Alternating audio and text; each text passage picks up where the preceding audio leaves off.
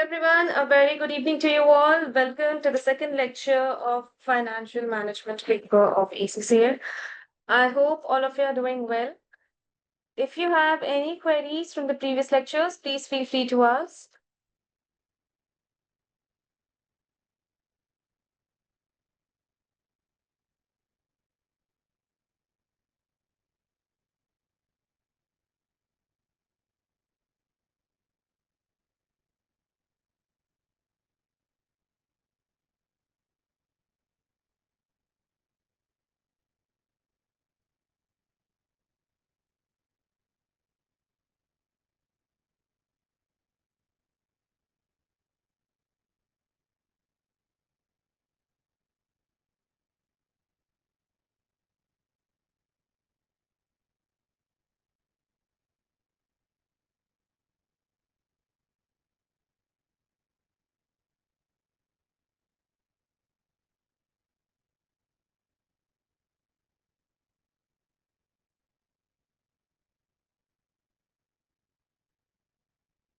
Harshita, so the institute is closed today.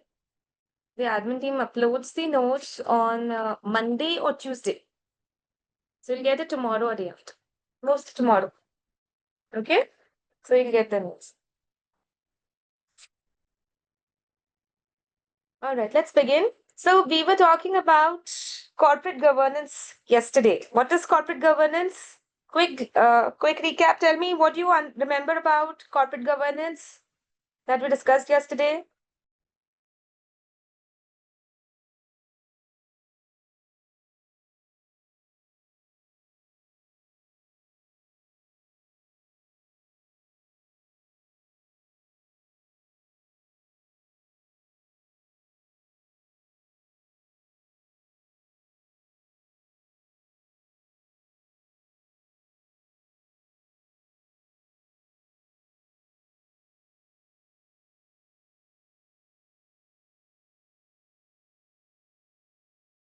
So corporate governance is the way in which a business is directed and controlled. It's like watching over the activities of the directors so that they act in the best interest of the shareholders. Okay. So Saujanya, the VGLD team will provide you with a hard copy of the book and they will upload the soft copy on the LMS. You'll be able to access it on the LMS. Absolutely right, Harshita. Very good. Now, we will now see a very interesting example on empire building. If you remember yesterday, I told you that agency issues arise because directors expand the company for personal status called empire building. So I hope all of you recognize this personality, Mr. Vijay Mallya. So Vijay Mallya, the chairman of United Breweries Group, expanded his business operation, his business empire beyond liquor. You know, his father started this business of United Breweries way back, and he was a very eminent personality.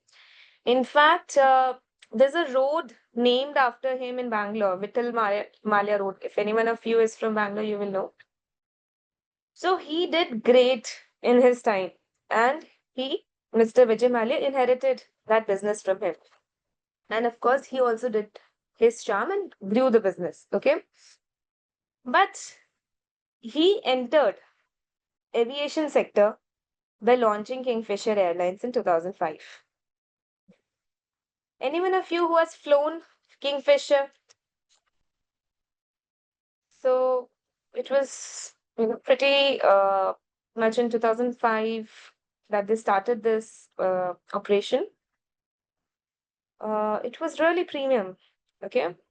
UB Group was highly successful in the liquor industry, but Malia aggressively expanded into aviation, an entirely different industry. He was doing well. He became one of the biggest liquor manufacturers in the world. So many of his brands were, touching the skies. But then he entered into aviation. Then he also entered into F1 car racing. So diverged into so many areas and leaving away the specialization. Kingfisher Airlines started with luxury services that were unsustainable in a price sensitive Indian market. It is said that, in fact, he would only popularize this, that all the air hostesses in Kingfisher Airlines used to be runway models. Okay. So that was the level of luxury which was being given to the guests in the Kingfisher Airlines. So, of course, all of that comes at a cost. And then when they realized that the Indian market is too price sensitive, they also ventured into low cost economy flying, which was through acquisition of Air Deccan. And that became the downfall, starting point of the downfall. So to expand quickly, Malia acquired Air Deccan, budget airline, hoping to dominate both premium and low cost aviation. However, this merger led to financial instability. Kingfisher Airlines accumulated massive debt, and by 2012, it had defaulted on loans of over 6,000 crores. Eventually, the airline shut down and Mr. Malia fled the country. Right? So this was the level of you know expansion beyond the core business, that everything had to just shut down. The business was later sold off to United Spirits. But this is a journey. If you have watched their podcast with Mr. Raj Shamni, you learn a lot about what all he did great and what all, went wrong for him. So this is a typical example on empire building. Okay.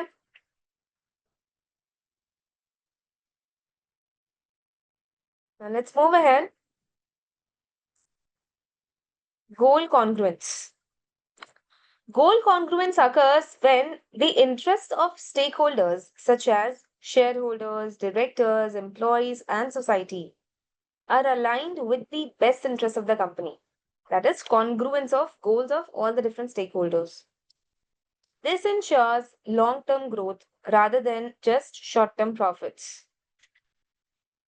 So, how do you encourage goal congruence? Number one, through employee stock option plans. A lot of companies, they give ESOPs to their employees and high level, key employees and directors. So directors and key employees receive stock options, meaning they benefit if the company's stock price increases. So you work towards the betterment of the company's stock, which is ultimately what the shareholders also want. Then long-term incentive plans. Directors are given bonuses based on multi-year performance rather than short-term earnings. So instead of evaluating the performance of directors on annual profits, they are evaluated on multi-year performance. So, even the directors look at taking up any activity from a long-term vision, not at a short-term vision. Then transparency in corporate reporting. Companies must provide clear and accurate financial reports.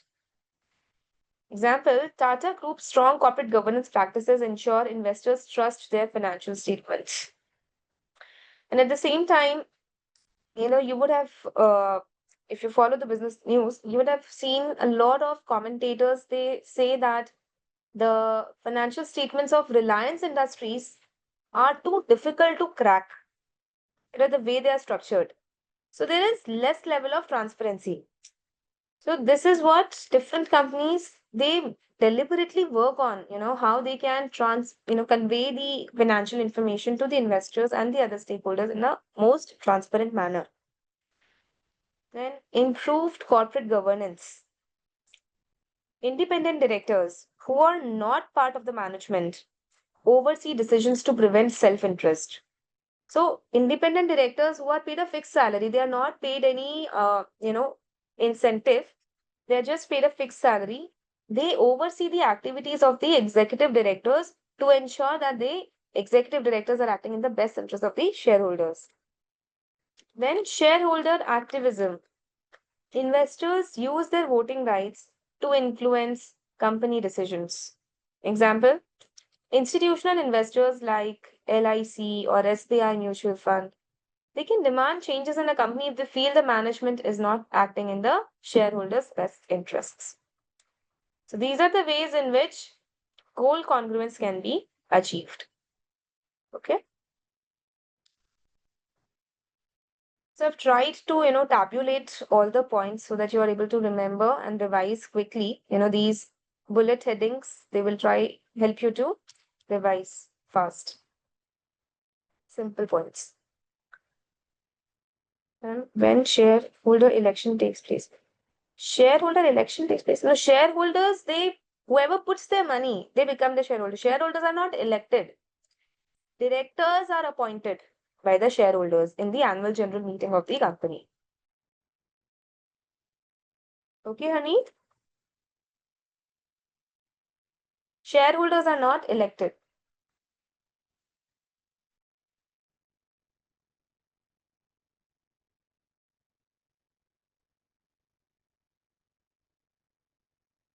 I'm asking, shareholders also vote. Yes, yes. Shareholders also vote. As per the company law of different countries, like in India, we have AGM. We also have EOGM, Extraordinary General Meeting. AGM is Annual General Meeting. So the shareholders, they cast their vote in these meetings. In fact, if you are holding shares of any company, you would have also received mails from the company that you can also cast your vote through postal ballot. That is, you can cast your vote and send it on post to the company. So it is done as per the meetings which are convened by the company. Okay. Aryan, you will get these notes tomorrow on the LMS.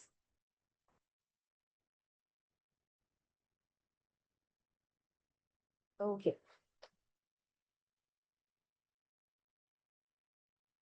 Corporate governance and stakeholders.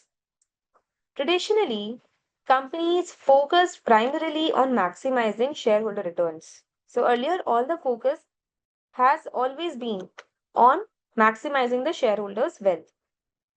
However, modern corporate governance emphasizes balancing the interests of all stakeholders, not just shareholders, but all stakeholders like creditors, employees, customers, and society alongside the shareholders. This shift aligns with CSR, that is corporate social responsibility, and environmental, social, and governance principles, which encourage business to act ethically while maintaining profitability. Many companies now focus on satisficing returns instead of maximizing returns. Now the focus is on satisficing returns. What are satisficing returns? That is adequate returns, not the maximum, but the adequate returns are provided so that the interests of all the stakeholders are upheld, delivering acceptable or adequate profits while considering ethical and environmental responsibilities. Shareholders increasingly favor companies that follow ESG standards, even if it means lower short term profits. Because when a company follows satisficing returns policy, they grow in the long term. So there are shareholders who are now actively moving to such companies so that they get gains over the long term, not just in the short term. How investment and business strategies impact stakeholders.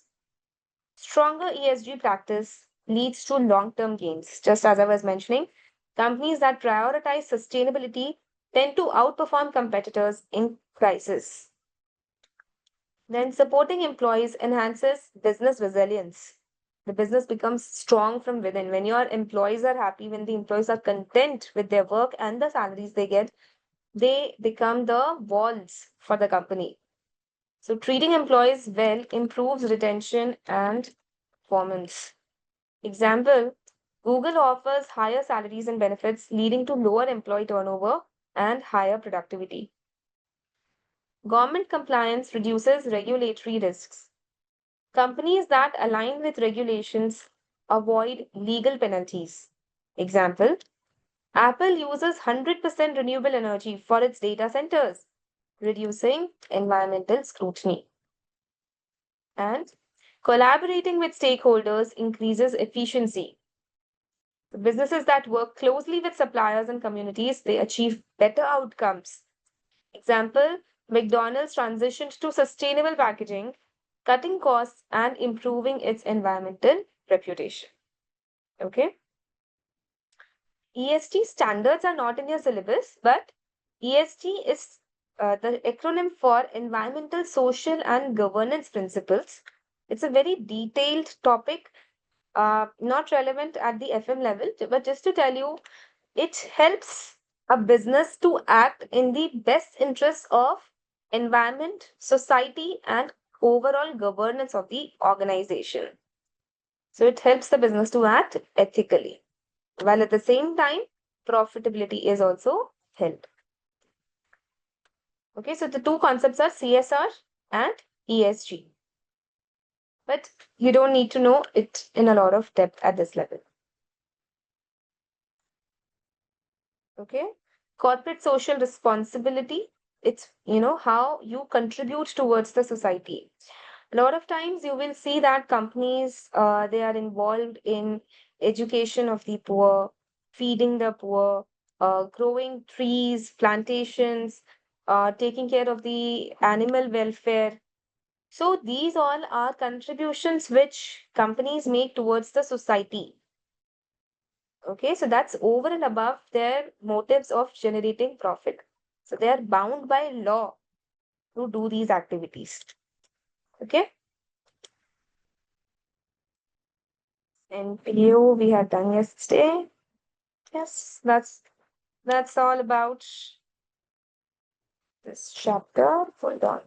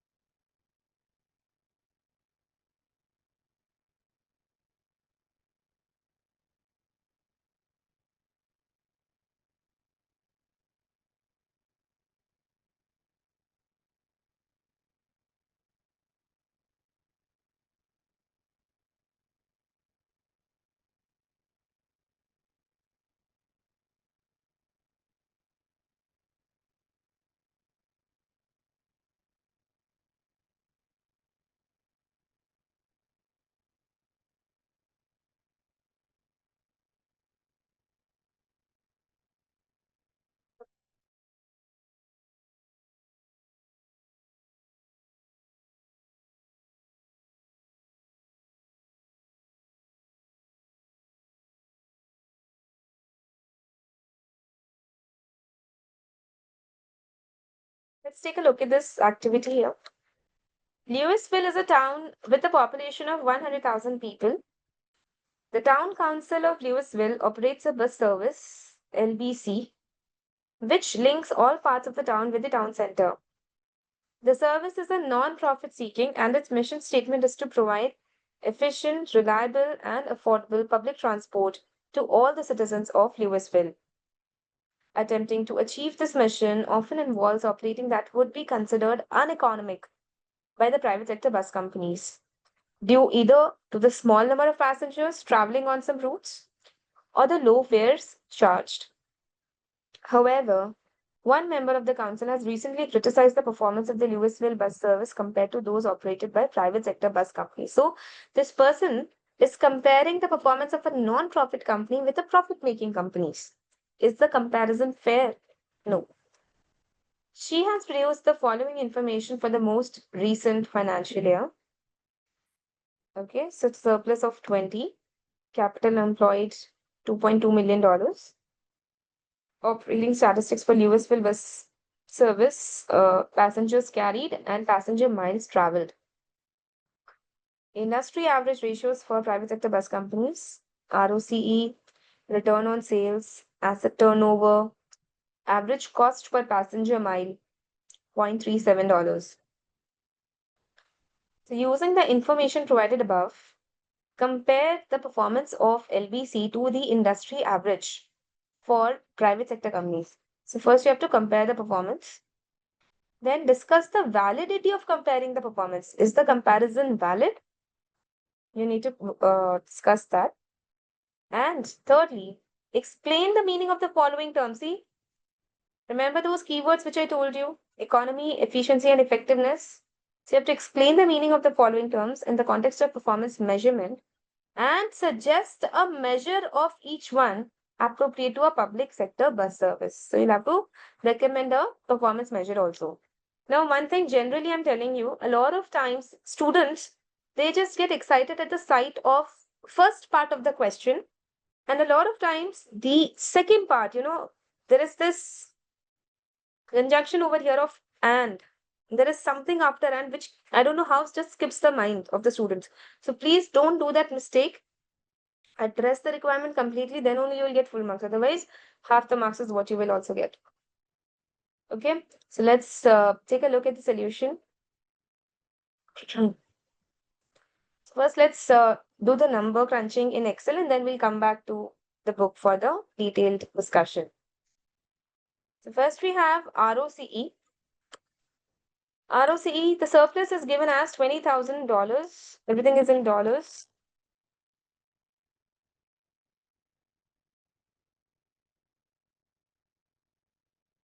Yeah. And capital employed is $2.2 million. ROCE is 0.9% as compared to 10% of the industry.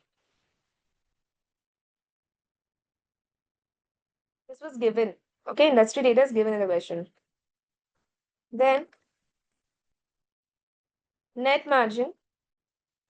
Industry is making 30%. LBC, surplus of 20,000 on fares of 1.2 million. Therefore, a net margin of just 1.67% as compared to industry of 30%. Then asset turnover. Fares 12 lakh and capital employed is 22 lakh 10,000.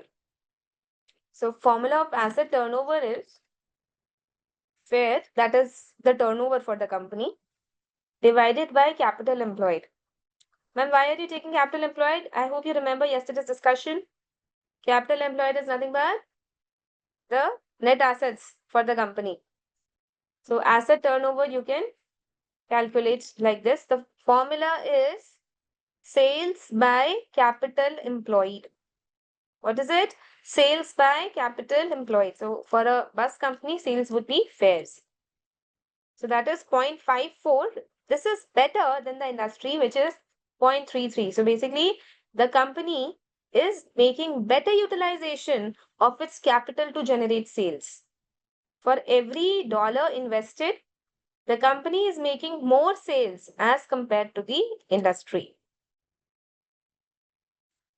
Then average cost per passenger mile.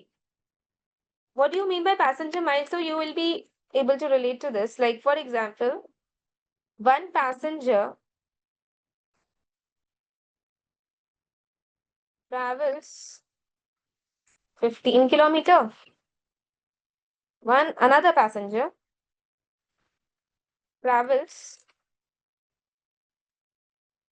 70 kilometers. So passenger miles will capture it as for, let's say, two passengers here.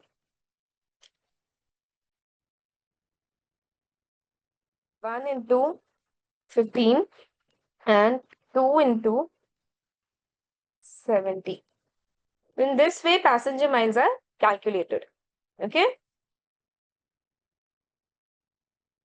So miles instead of kilometers, miles has been used.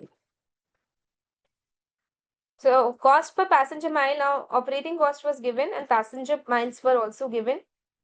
You can calculate the cost per passenger mile. So we see that the cost per passenger mile of the company is also lower, which is a good thing. So 0.27 as compared to the industry average of $0.37. Okay. Then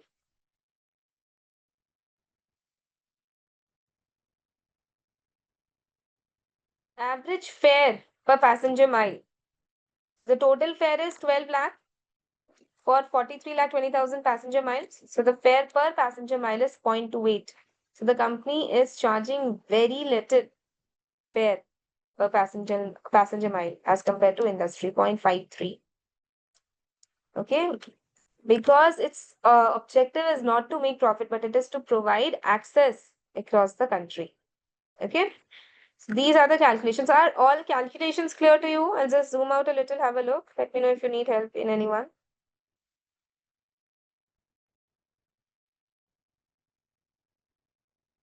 Please take a look, see anything that you need help with. Yeah.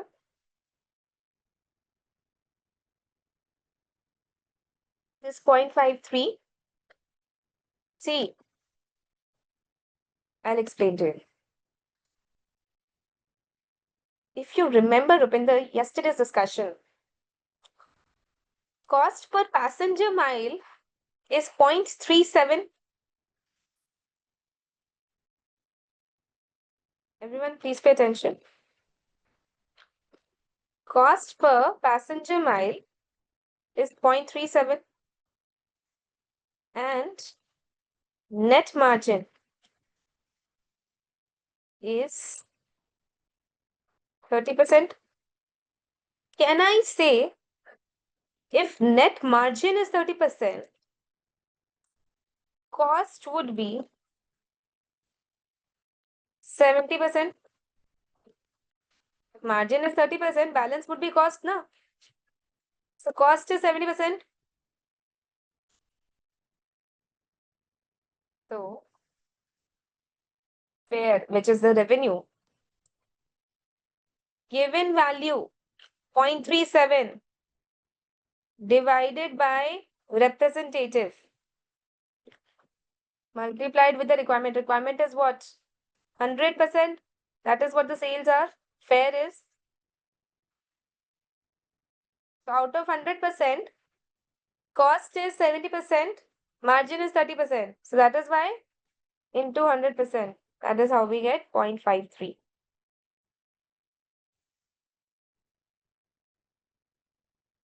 That's what I've just simply linked here. Given value divided by 1 minus 30%. But this is the derivation of it. Take a look.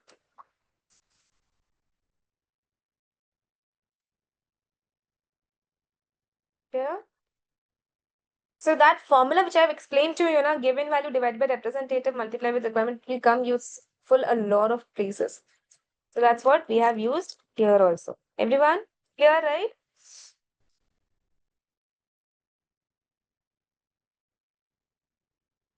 And keep it as a note here.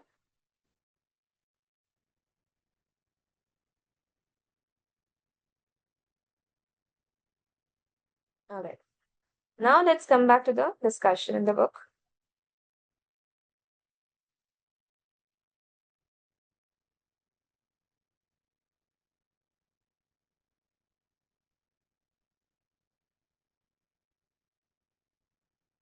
So what you should be doing is for each of the measure that we have computed, like ROCE, then net margin, the asset turnover, for all these, measures, one paragraph can be created and a heading can be given.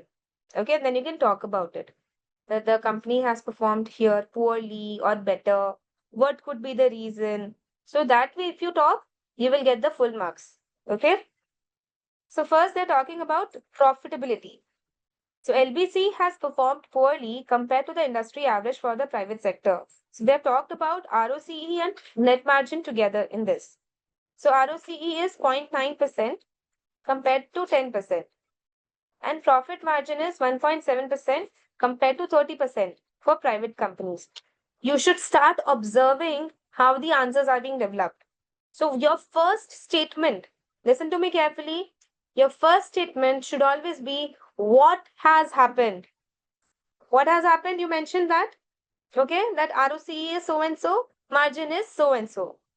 Now you should write why it has happened. That's the best way to answer theoretical questions. Okay. Now, see, look at that. This is probably because LBC has to provide services on less profitable routes. See, the reason was there in the question scenario only. So, LBC has to provide services on less profitable routes as a public sector provider. It also charges lower fares than the private sector. We saw that. However, given that LBC is not a commercial enterprise and its mission is to provide efficient, affordable transport to the residents of Louisville, such profitability measures are not relevant. So you commented on it that it has performed poorly, but overall, the measure is not relevant because its objective is not to make profit, it is to provide transportation services. Then asset turnover is higher, right? It is better than the industry average. So you mentioned what has happened, okay? That it is 0.54 times compared to 0.33 times. Now, why is it so? This suggests that LBC buses achieve higher utilization, okay? Higher utilization than private sector buses. This may be because LBC fares are lower compared with the private sector. See, you don't have to write so much for all the points, but get a glimpse into how the statements are being framed. What has happened, why it has happened, and any supporting thing that you want to write along with it. So the buses are utilized to a greater extent with more daily journeys than private sector buses. This is a good sign as it shows that LBC is achieving greater utilization of its capital than the private sector bus companies. Okay. Then cost per passenger mile. It is only 73% of the industry average. This is positive. Its cost was less, right?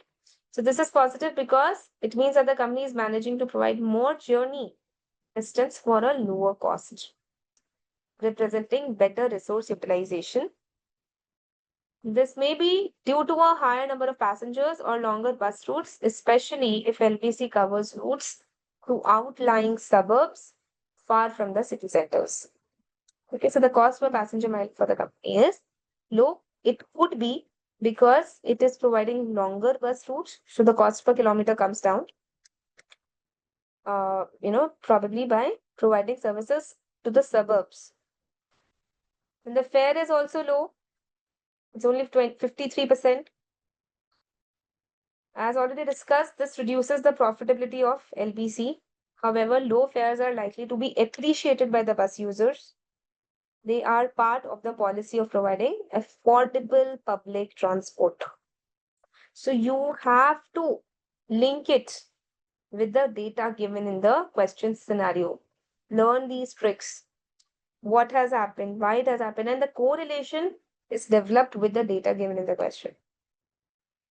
Okay, all these calculations we have done. Now, validity of comparison. So there are several reasons why comparing the performance of LBC with the average ratios for the private sector is not valid. First, the objectives of LBC, as stated in its mission, are to provide efficient, reliable, and affordable public transport to the citizens of Louisville. Private sector companies are more likely to wish to maximize shareholders' wealth. So the objective which private sector companies are pursuing are to maximize shareholders' wealth. Whereas the objective of this company is to provide affordable public transport. This means that direct comparisons become less meaningful. Then return on capital and profit margin are irrelevant for LBC. Once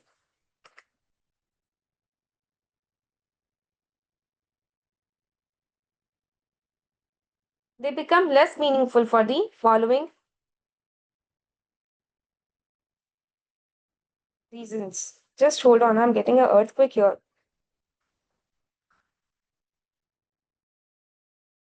Unexpected surprise. It was a terrible earthquake here. Richter scale 6. Yeah. So where were we? Yeah, the comparison is less meaningful. Okay, for the following reasons. Why? Because return on capital and profit margin are irrelevant for LBC, as the organization does not exist to make a profit. That is number one clear reason that it's not meaningful because the objectives are different. Private sector bus companies may cherry pick the most profitable routes, whereas LBC can't do it and avoid providing services on less populated routes. Public sector companies such as LPC may provide services on less populated routes as part of its mission of providing services to all citizens. Okay?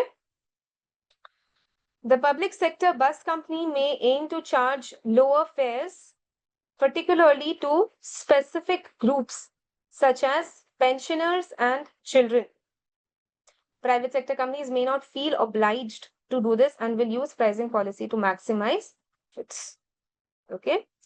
So, despite these limitations, comparing the cost of running the service, quality, and utilization could lead to some benefit. So, some level of comparison is fine, but comparing on profitability is not appreciated because the objectives are completely different. The private sector bus companies can cherry pick the routes that they want to run on, and also, the fares that they're charging. They can charge as much fare as they want. But here, the objective is to provide affordable transportation, and therefore, the comparison is not valid. Okay. Now you have to define these terms and suggest one measure of each. So, economy, effectiveness, and efficiency. So, it is sometimes suggested that measuring performance of public sector organizations should be assessed based on the three E's. What are they? Economy, efficiency, and effectiveness. Economy is an input measure based on the organization's expenditure. Okay, so in this case, LBC, it could be measured by total expenditure compared to the budget. Effectiveness is achieving the goal. So it looks at what the organization achieves in terms of its objectives. LBC can measure its effectiveness by the number of passengers carried or passenger miles traveled.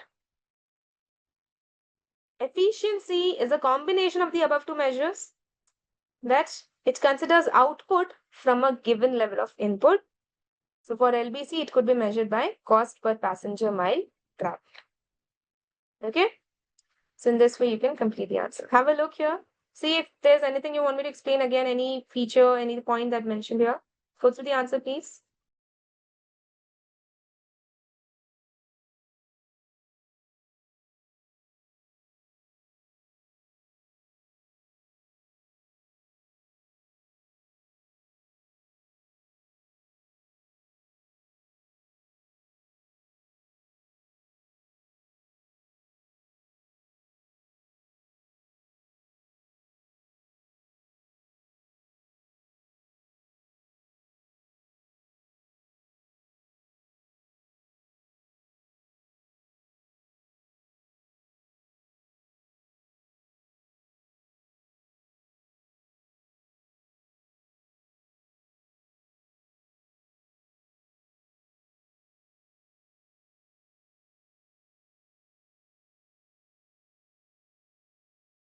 Okay. So this is a good question and a typical section C category question, I would say, where you are required to do some calculations and then comment on it. So this makes up a good question for practice. And with that, the chapter also comes to an end.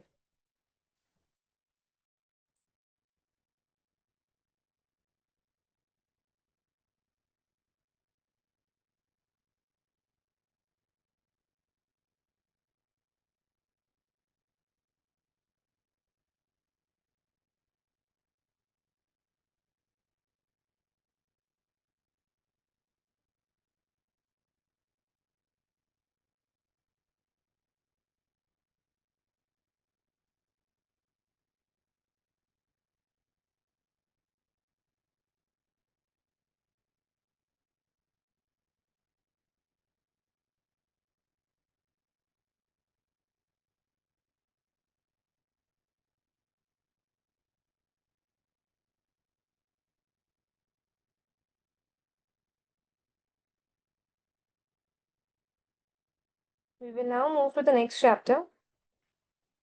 So you'll be able to practice the questions from the back side of this chapter now. So give it a try during the next week. And anywhere that you get stuck, just let me know. We will cover it in the class.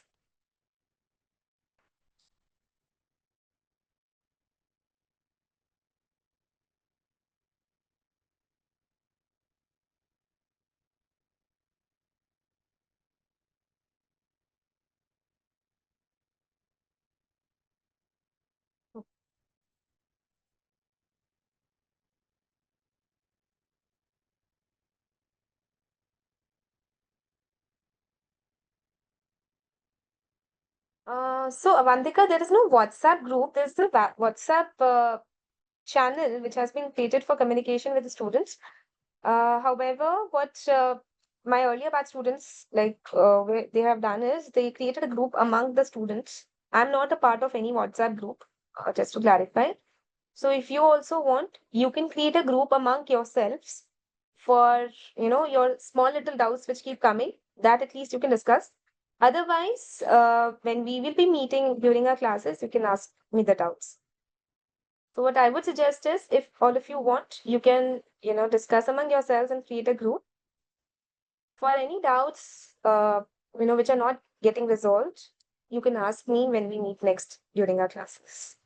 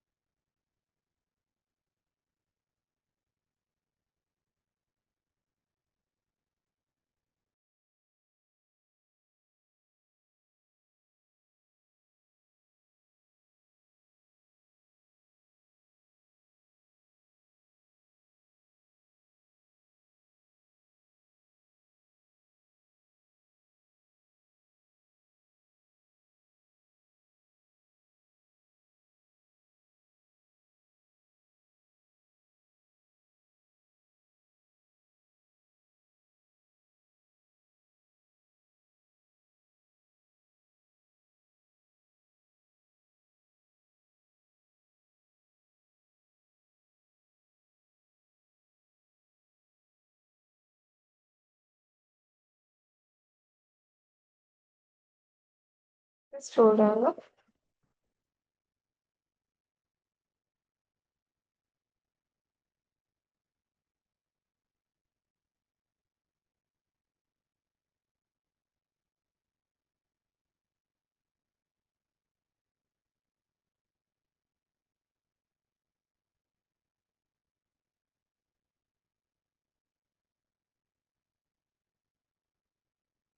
So Alok has sent in a link in the chat. If you want to join, you can join that.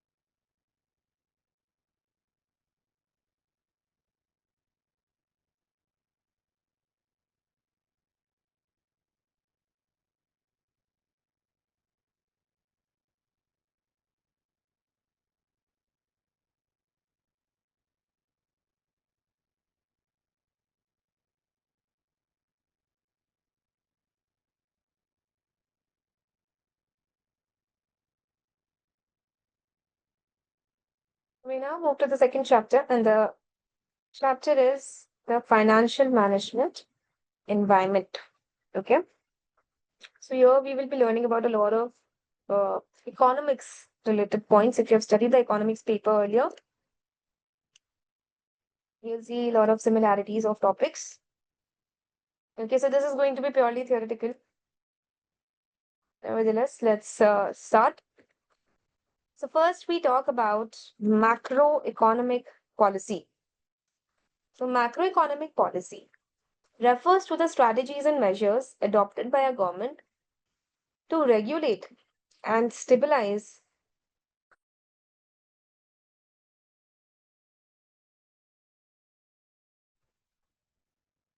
So, strategies and measures adopted by our government to regulate and stabilize our country's overall economic performance. These policies aim to achieve macroeconomic goals like economic growth, price stability, full employment, and a healthy balance of payments. What does it say?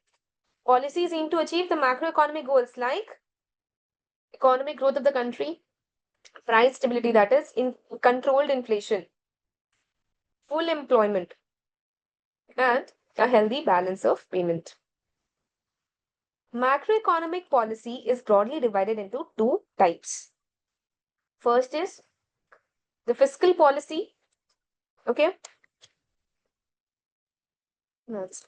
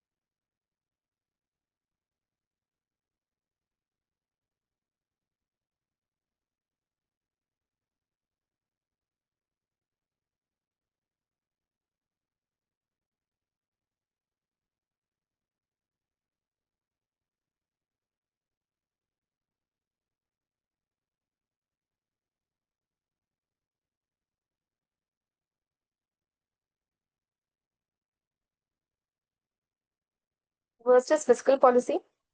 Fiscal policy involves the use of government spending and taxation to influence the economy. So taxation for government is income. So fiscal policy uses the government spending, that is expenditure, and taxation, which is income, to influence the economy. It is managed by the government. Okay. Example, during a recession, the government may increase spending on infrastructure projects like roads, schools, and hospitals to create jobs and boost demand in the economy. When the country is going through a slowdown, recession is what it's a slowdown. So the government increases spending on infrastructure projects like roads, schools, and hospitals. Reduce taxes to increase disposable income, encouraging individuals and businesses to spend and invest. Okay. So what they can do is reduce tax so that the income in the hands of the people are more, they will spend more, and that will create demand in the economy. So this is what part of fiscal policy is. So it involves the use of government spending and taxation. And during recession, what can be done? Increase the spending by the government and reduce the taxes. In a monetary policy, there is regulation of money supply and interest rates by a country's central bank. Example, the Reserve Bank of India in India. To control inflation and stabilize the currency. So the role of RBI is to control inflation and stabilize the currency. Example, during high inflation, the central bank may increase interest rates. Higher borrowing costs discourage businesses and consumers from taking loans, therefore reducing the overall demand and slowing down inflation. Or what they can do is reduce money supply. So the central bank might sell government bonds to absorb excess cash from the economy. Okay. So these are two macroeconomic policies. Fiscal policy, monetary policy, very, very important to know the distinction between the two.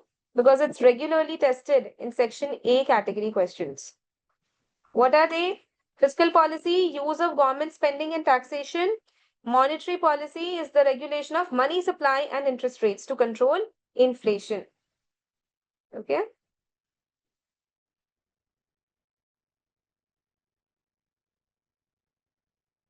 Government bonds. So government issues bonds. Okay. Just like companies issue bonds where you can subscribe, you can put your money and you get interest on it. In the same way, government can also issue bonds. So when a government will issue bond, will invest in it. When people invest in it, won't it absorb away the money from the economy? That is what this point is talking about. So the central bank might sell, that is, issue government bonds to absorb excess cash from the economy, just like shares or loans. So this one, these are loan notes.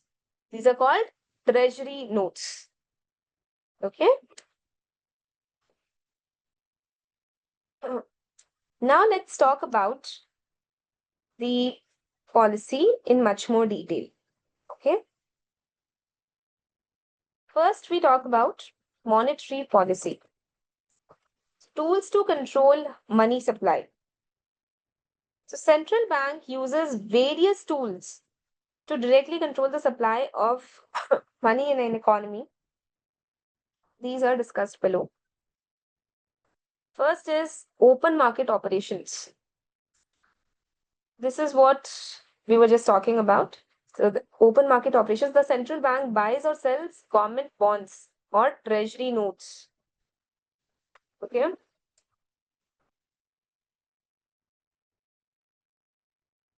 So the government central bank buys or sells government bonds in the open market to influence the money supply.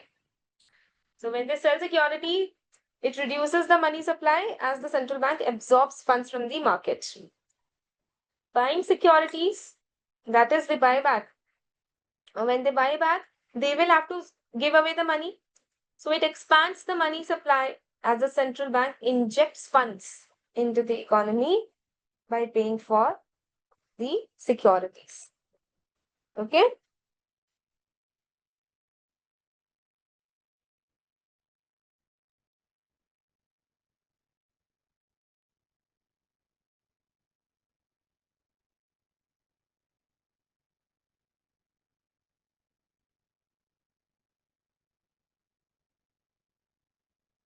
They can sell bonds at lower prices. Indeed, they sell it at a lower price. For example, $100 treasury note, $100 treasury note will be sold at $98, for example. So that the redemption, when it is done now, let's say after 3 months, 6 months, 9 months, whatever the tenure is, the redemption is done at total $100.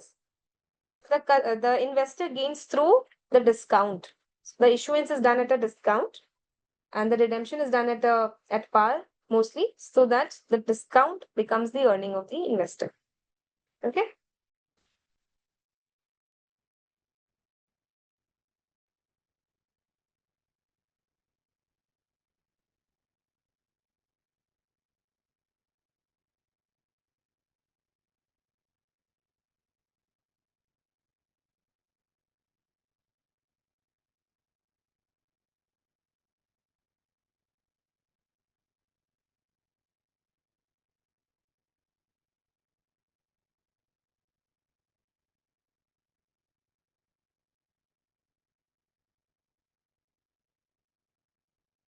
One second.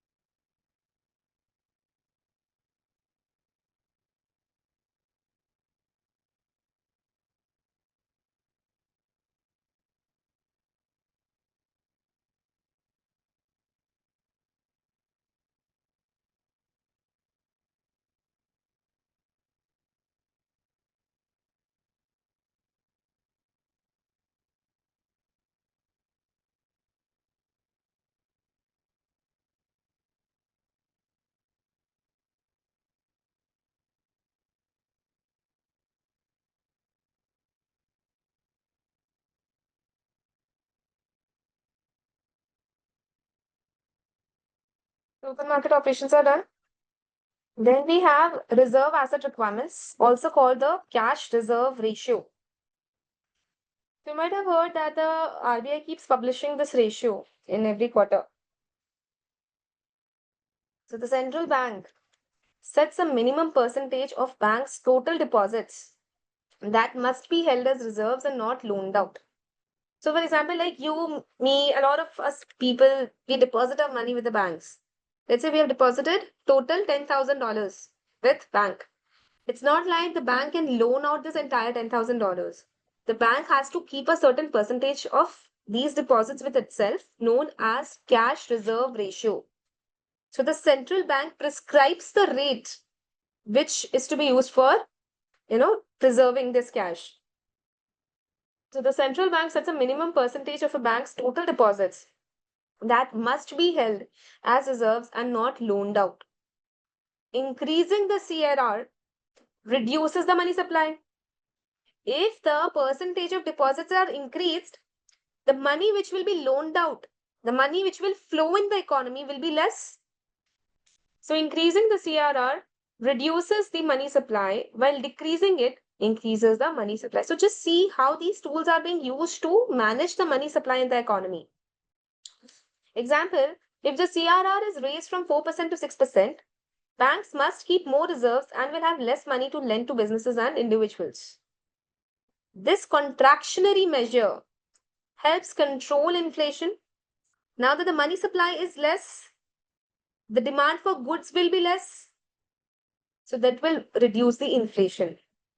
So this contractionary measure helps control inflation by reducing liquidity in the market, because less money will be chasing goods and therefore the demand for goods will come down, its price will come down, inflation will get controlled.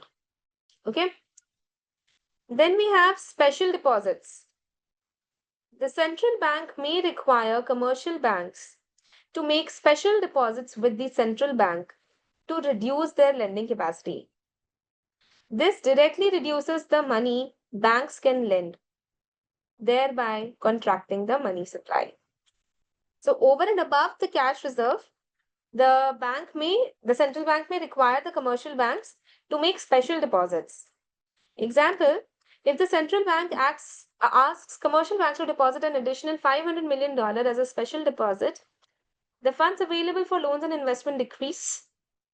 This measure is often used during times of excess liquidity to prevent overheating of the economy. That is, to control excessive inflation, this step is taken. Okay? So these are the tools to control money supply. Please take a look at this. Read through anything that you're not understanding, please ask.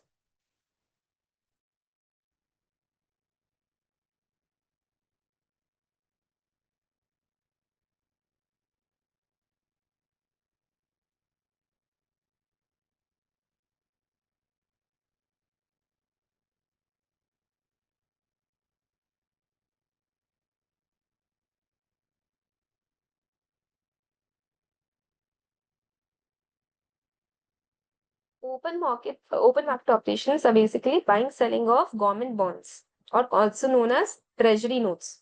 So when a government issues bonds, okay, so RBI or the central bank issues it on their behalf. So when the bonds are issued, people will invest their money in it. That will take away the money in their hands and therefore help to absorb funds and reduce inflation. Okay. And buying securities. So in that case, the government is buying back. So when the government buys back, it will be repaying the money to the investors. That will increase the money supply. And now more money is available to chase goods. It will improve the money supply in the economy. That is what open market operations are. It is done through buying or selling government bonds, that is treasury notes.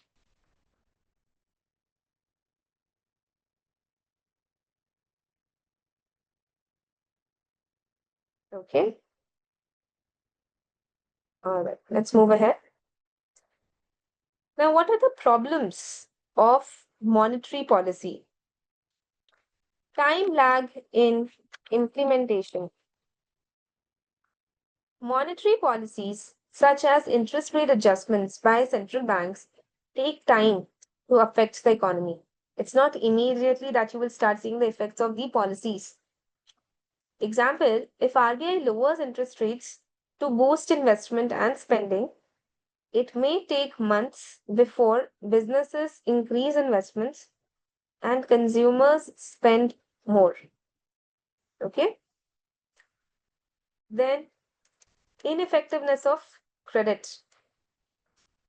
In a globalized economy, businesses and individuals can access credit from international sources, reducing the effectiveness of domestic credit policy.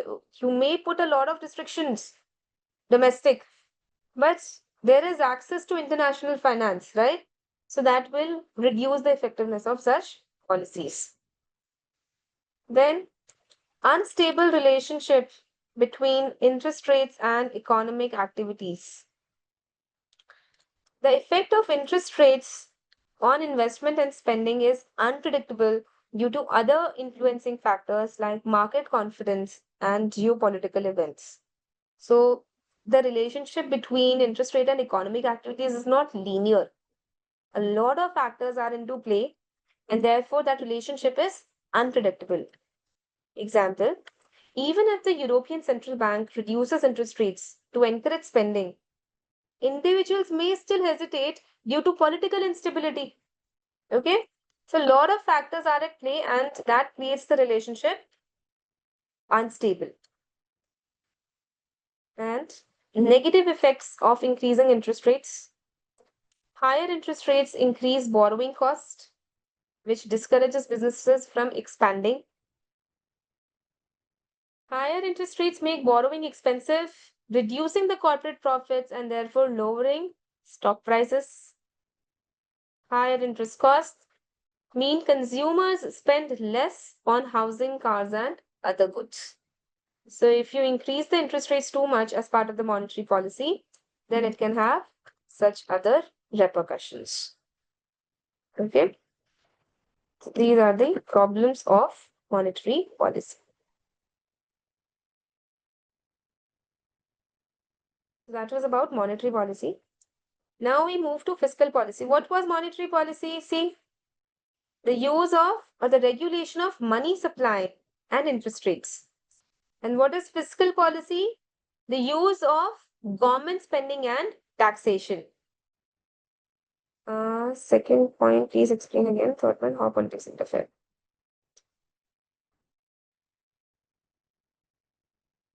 Ineffectiveness of credit. So you have access to funds in India. Okay. You can take loans internationally also. You can access international markets for finance. So RBI can put restrictions within India. It can't put restrictions outside India. So in a globalized economy, in an open economy, businesses and individuals can access credit from international sources, reducing the effectiveness of domestic credit policies. So RBI may be trying to control the money supply in the Indian economy, but because Indian economy is a globalized economy, it can access international sources. The effectiveness of the policy which RBI was trying to put, that comes down. Understood now? The second point, ineffectiveness of credit control. And how political instability. Basically what happens is, a lot of times you would see that there is turmoil. Now currently that wars are going on between so many countries like Russia, Ukraine, you can say. So what happens is, if you put certain policy in place to control interest, okay, or to control the investments which are happening, to control the spending which is happening. Okay, so the effect of interest rates on investment and spending is unpredictable. Why? Because the relationship between them is not linear. It's not like one factor affecting the other only. There are other factors also which affect the level of investments which are done in the economy. If there is a lot of political turmoil, then do you think the individuals or the residents of the own country, or let aside the international people, would they be willing to invest in that country? No, because of political instability. So that is what it is talking about. Unstable relationship between interest rates and economic activity. So interest rates are not directly linked to the investment and spending in the economy. Other factors are also at play. That is what it is talking about. Now, because of wars, it can happen. Because of other types of uncertainties, like for example, many years back now, Britain exited from European Union. So that also created a lot of instability. People would not have wanted to invest in Britain at that time. And therefore, these all factors, economics as a whole subject is very broad. So you thinking that, tweaking interest rates could trigger investments and spending, that is not completely true. A lot of other factors would come into play. That is what this point is talking about. Okay, perfect. Now let's move ahead. So fiscal policy, it is talking about the use of government spending and taxation.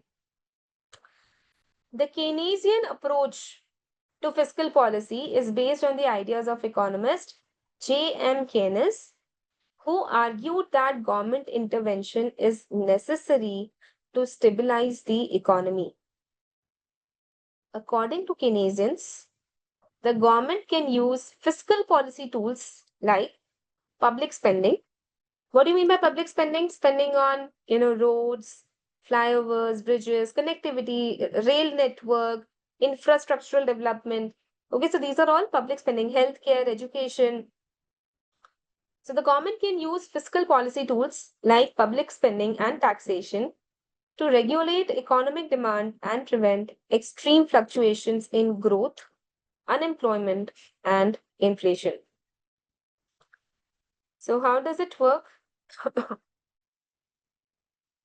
Keynesian fiscal policy in a recession, that is in a slowdown. When an economy is in a recession, there is low demand for goods and services,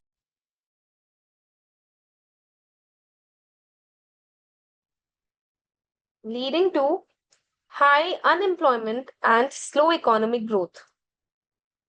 Keynesians believe that the government should step in to stimulate demand by increasing spending or reducing taxes. So, when you increase the spending, there will be more money in the hands of the people, or reduce taxes again, the income in the hands of the people would increase and they will spend more, leading to, leading the slowdown go away. Example, the government decides to increase spending by launching a large road construction project. This project creates jobs for thousands of workers who have now more money to spend on goods and services.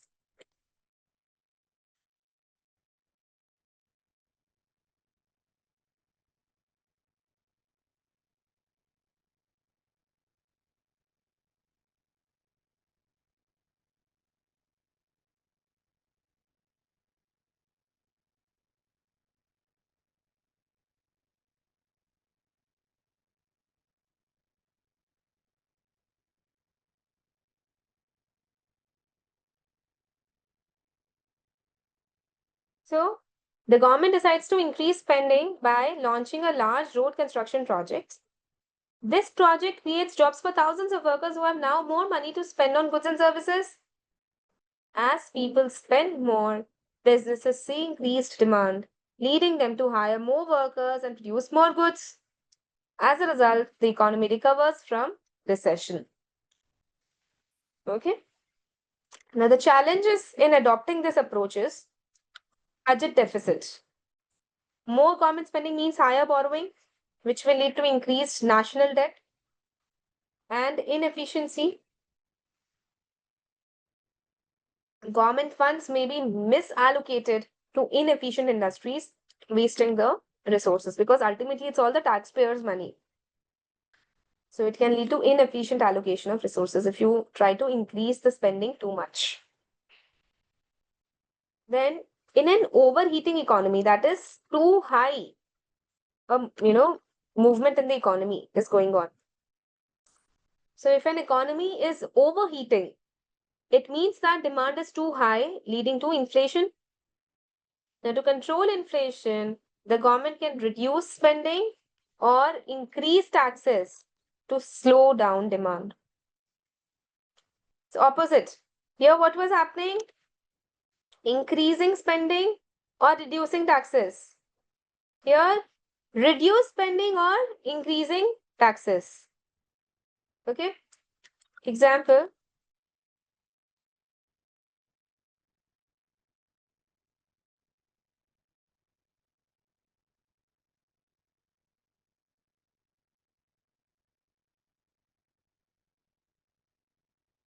the government decides to cut back on infrastructure projects, reducing public sector employment and demand. Additionally, the government raises income taxes, reducing people's disposable income. With less money to spend, demand falls and inflation slows down. Okay, so that is the Keynesian fiscal policy in an overheating economy.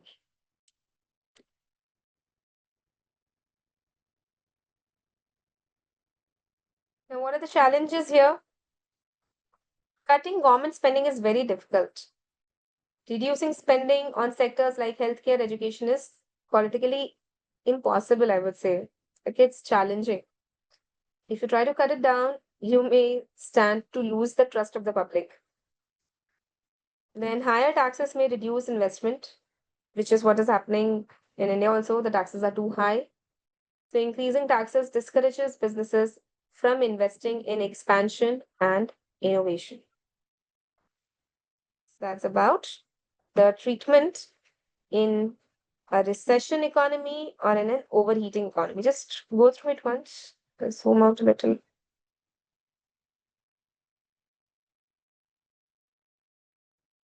Go through it, please.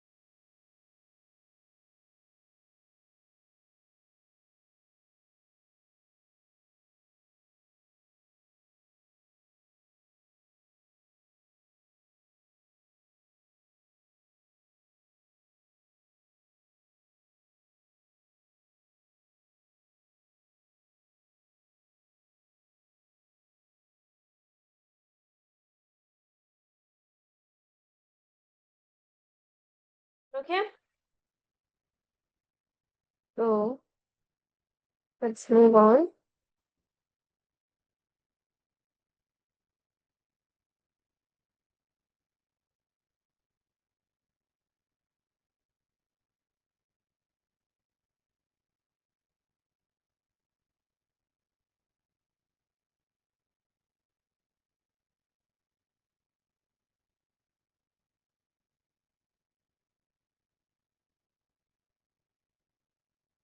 I'll just try to shorten it for you.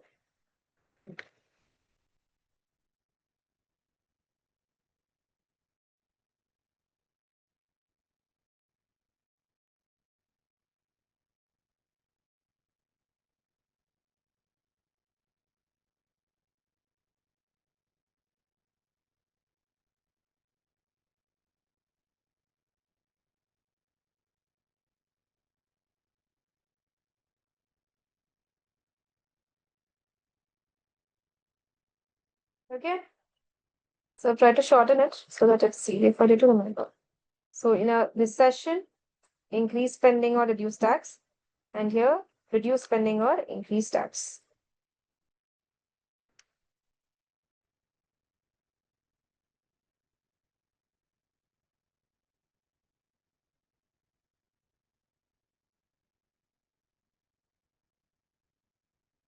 Next topic that we have is supply side policy. Important term. So, supply side policies are strategies aimed at increasing the productive capacity of an economy by improving the efficiency and competitiveness of markets, enhancing labor productivity, and fostering long term economic growth.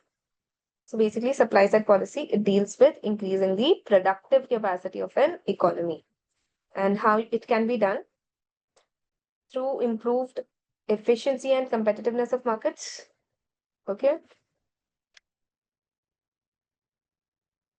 Enhancing labor productivity and fostering long-term economic growth. That is promoting. Fostering is promoting a long-term economic growth. These policies focus on influencing the supply side factors of production, that is labor, capital, and technology, rather than directly targeting demand in the economy. So you are improving the supply side factors of production rather than targeting the demand. You're focused on the supply side factors. Example, Germany invests heavily in vocational training programs, the dual education system to create a highly skilled workforce. You know, workforce is what? Labor. Labor is a supply side factor contributing towards manufacturing competitiveness. Okay, so that's about supply side policy. Please consider this as an important, topic, something to revise, definitely revise before exam. Here, the focus is on improving the supply side factors rather than the demand in the economy. Now let's move to exchange rate policy. Exchange rate policy refers to how governments manage their currency concerning foreign currencies. Okay, so it is closely tied to the monetary policy. Exchange rate policy is closely tied to monetary policy. Now, reasons for controlling exchange rates: rectify trade deficit. Lower exchange rates to make exports cheaper and more competitive. This can counter higher inflation. And what does it say? Let's understand this better with the help of this example. So control, what are we studying? That why do exchange rates need to be controlled? First is to rectify trade deficit. Do you know what Mr. Trump is doing currently? With all these, tariffs that he is putting into place. He is trying to rectify the trade deficit of the US. Okay. So what he's not actively engaged in the exchange rates, but he's doing it through tariffs. But the objective is to manage the trade deficit. Okay, because yes, exactly, to reduce the imports. Why reduce imports? To reduce the trade deficit which the US is having with the other countries. Now look at this example. India imports more goods than it exports. This trade imbalance leads to a higher demand for foreign currency like the US dollar. When you're importing more, you need more of foreign currency to pay for it. So the demand for foreign currency is more. Now, to address this, RBI might allow depreciation of the Indian rupee. This makes Indian goods cheaper in the foreign markets, stimulating exports. Just give me one moment, huh?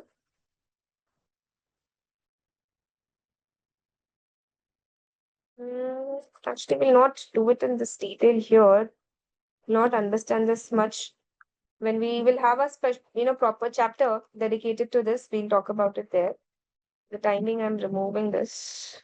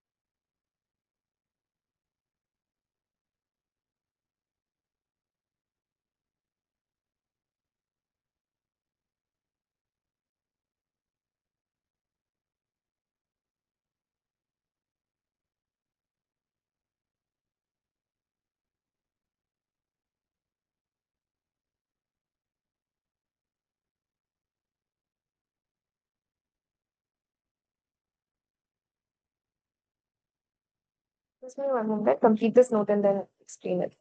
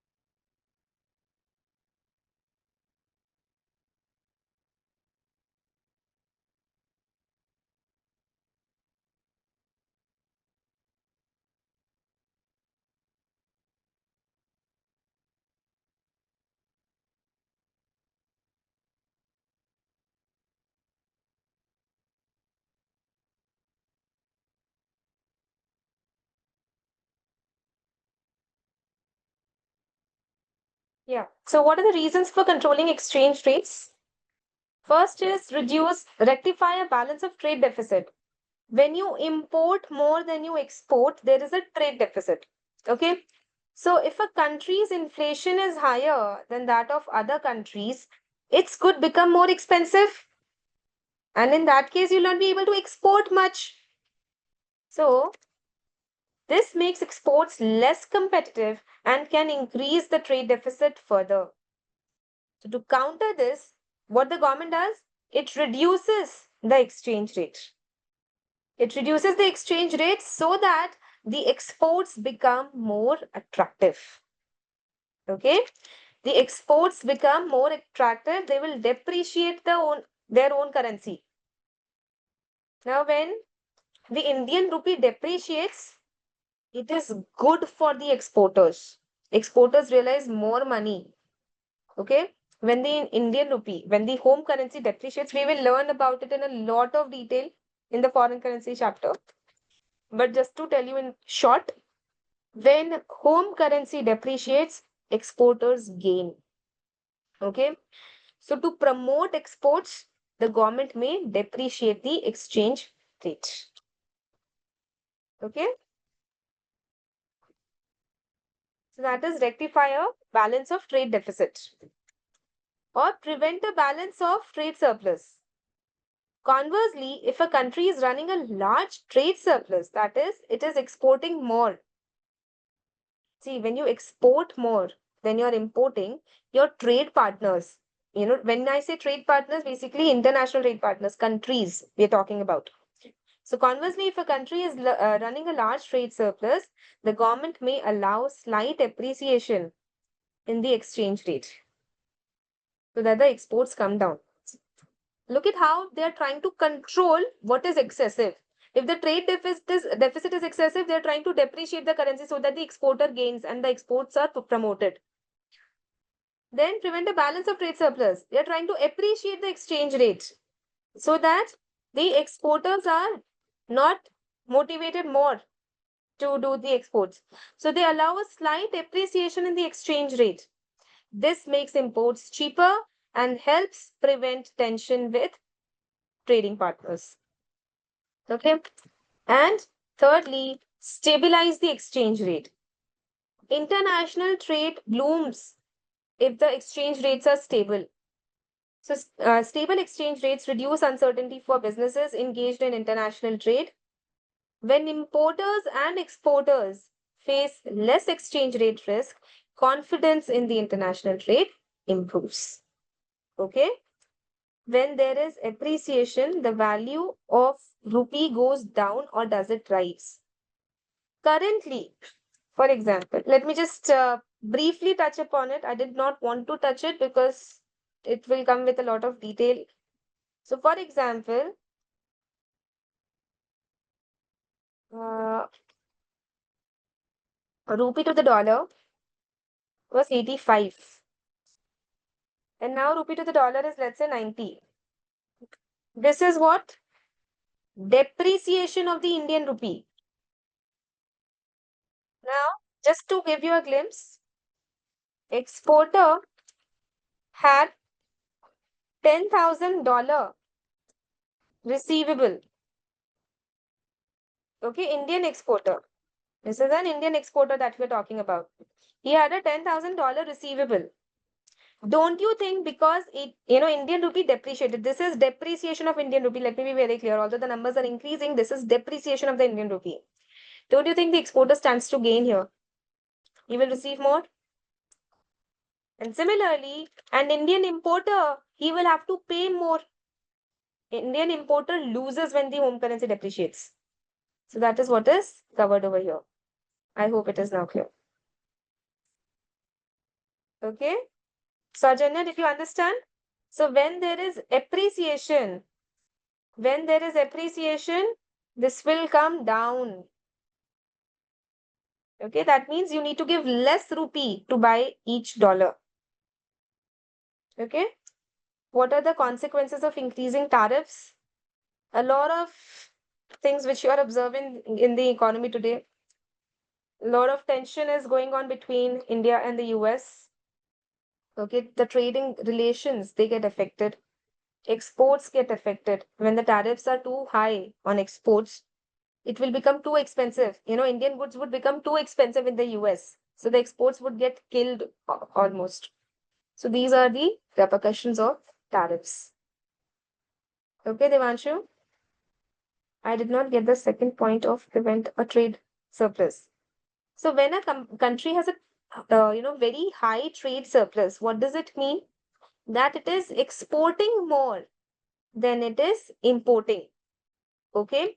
So to promote imports, that is to make imports cheaper, what can be done?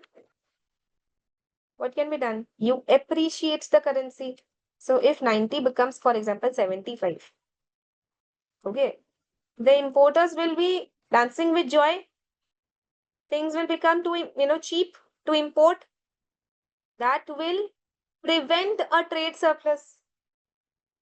So when you have a very huge trade surplus, think about it. If US is having a trade surplus, it means what? India, let's say these are the only two partners.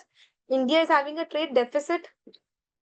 So when you have a very huge trade surplus, it means your other counterpart is having a trade deficit, and that may hamper trading relations. So having too high a trade surplus is also not recommended in economics. So this makes imports cheaper and helps prevent tension with trading partners. Now you're getting my point. You have to have two-way relationship for the trade relations to develop over time. If your trade surplus is too high, then it can hamper the relationship. And therefore, you may also want to increase imports in some situations. And to do that, you may appreciate the currency. So 90 becoming 75 is appreciation of the Indian rupee, and this will improve imports. Are you getting my point? So whenever currency depreciates, it is gaining for the exporter and losing for the importer. And when it appreciates, it is gainful for the importer and losing for the exporter. We will be discussing it, lot of numbers, everything in later chapter. So that's why I'm not touching upon it here too much now. But yes, I hope now you get the glimpse of what appreciation and depreciation is.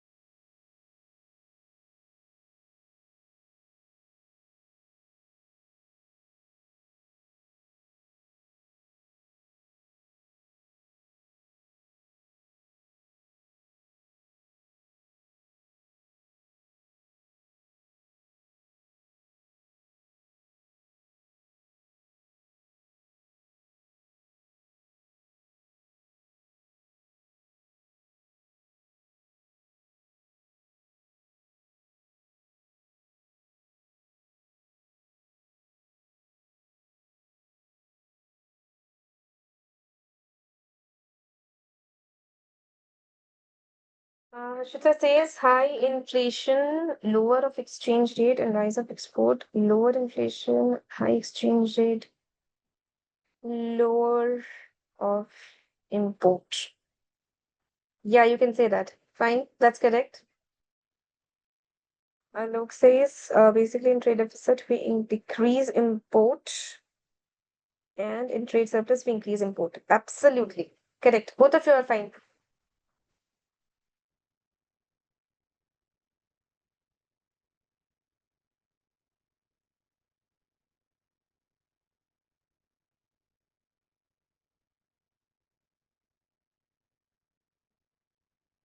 So there are three types of exchange rates. Floating exchange rate. So a floating exchange rate allows the value of the currency to be determined entirely by market forces of demand and supply. Okay, without any government intervention, like Indian rupee. So USD operates under a floating exchange rate. So if US exports increase due to demand, the dollar appreciates because there is more demand for the US dollar, because foreign buyers need more USD to pay for goods. So it's a free float. No one is intervening. It's purely the forces of demand and supply which are determining the US dollar rate in India or in any other country in the world. So US dollar is completely under a floating exchange rate system. Then fixed exchange rate. A fixed exchange rate pegs the currency's value to another currency. Example, US dollar. The central bank intervenes to preserve the exchange rate by controlling the supply and demand of the currency. So, for example, Saudi Arabia's Riyal SAR is fixed to the USD at a rate of 3.75 SAR for 1 USD. So, the rate is fixed. The central bank maintains this rate by holding significant reserves of USD and intervening when market forces threaten to destabilize the peg. You know why it is done? Because if you realize Saudi Arabia, the Middle Eastern countries, these are purely oil exporting countries. So pegging local currencies to the USD simplifies transaction for oil exporting countries like Saudi Arabia, Kuwait, Oman, and Qatar, as oil is priced in the USD globally. So that is why their currencies have been pegged to the US dollar. As the US dollar fluctuates, their currencies are also fluctuating, but with US dollar, the rates are fixed. It's called fixed exchange rate. Getting my point? So here, Saudi Arabia Real is fixed to the USD, and this rate is fixed 3.75. Even if you Google it right now, you will see that the rate is 3.75 today, and it would have been same for years. Then crawling peg. A crawling peg allows the currency to fluctuate within a narrow band, allowing a predetermined target rate. So fixed exchange rate, it is fixed. A crawling peg is allowed to fluctuate within a price band. Example, Brazil's central bank sets a crawling peg for the real, Brazilian currency, to USD with slight periodic adjustments to manage inflation.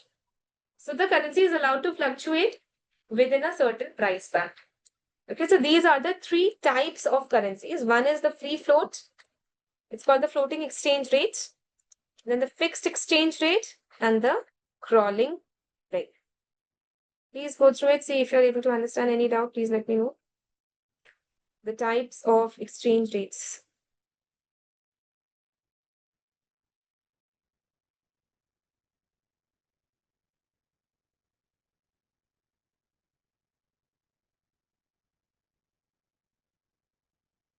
Go through it, please.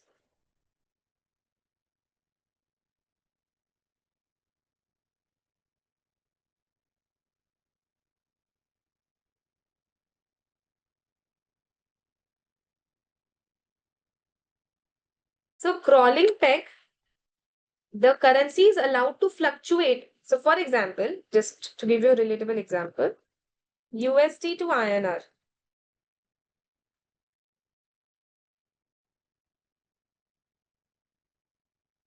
Let's say if it is allowed to fluctuate between 85 and 90.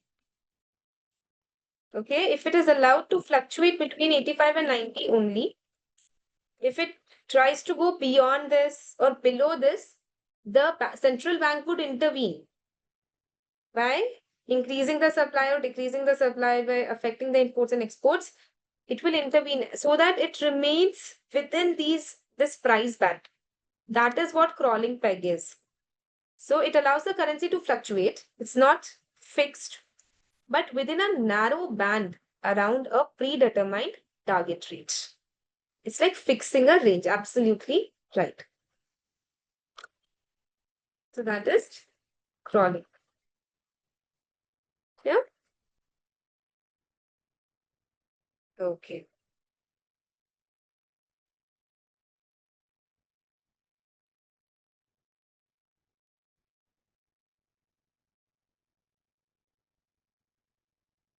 Now let's move ahead to the next topic, and that is inflation. What do you mean by inflation?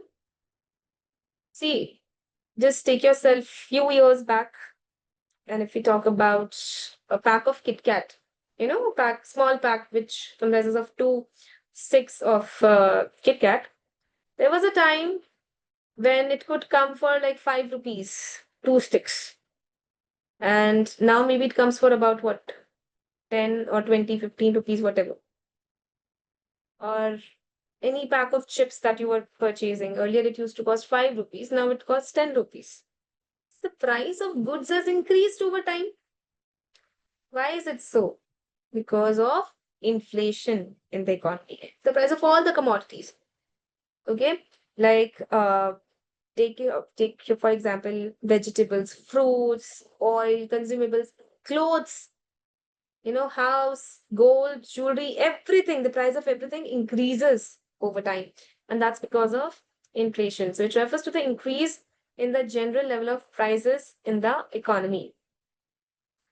It is measured using the Consumer Price Index, which tracks the average price change of a fixed basket of goods and services over time.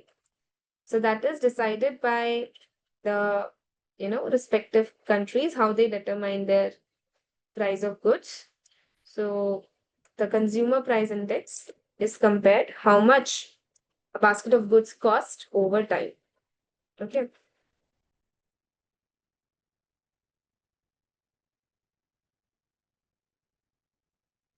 So what are the causes of inflation?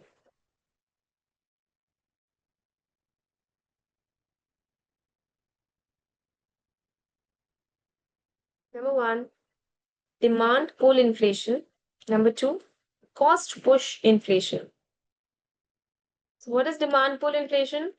This occurs when demand for goods and services exceeds the economy's ability to produce them. This increased demand pulls the price upwards.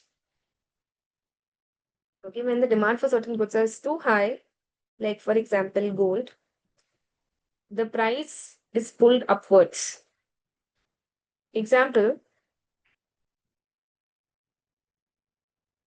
imagine a booming economy where people have more money to spend. If everyone suddenly wants to buy new cars, but the production capacity is limited, car prices will rise due to high demand. This is demand pull inflation. Okay, when the demand for a commodity is too high, its price increases. And what you can see in real life today is the price of gold and silver. Then cost push inflation. What is it? This happens when the cost of production, like raw materials, wages, increases, leading businesses to pass these higher costs to consumers by increasing the prices. Example, if the price of crude oil increases significantly, fuel prices will rise. Since transportation costs will increase, companies will raise the price of goods to compensate for higher delivery cost. This leads to cost push inflation. So demand pull is demand of goods increasing, leading to increase in the price. Cost push inflation is increase in the price of the raw materials, which increases the price of goods. That is causes of inflation. Now, general economic consequences of inflation. Redistribution of income. So, what happens because of inflation? Number one, redistribution of income. Inflation benefits those who own assets, like landlords, businesses, but harms those on fixed income. Pensioners, low wage workers, because their income would not increase as much. So a retired person receives a fixed pension of $1,000 per month. If inflation is 10%, their purchasing power decreases because their pension does not increase. They're receiving a fixed income pension. So this is harmful. Basically, inflation is good for people who own assets because the price of their assets would increase. But those who are on fixed incomes, salaried class, pensioners, they are harmed more because the purchasing value of their income is reducing. Then, disincentive to save. High inflation erodes the real value of money, discouraging savings. Example, you save $10,000 in a bank at 3% interest, but inflation is 8%. So your real return would be negative 5%.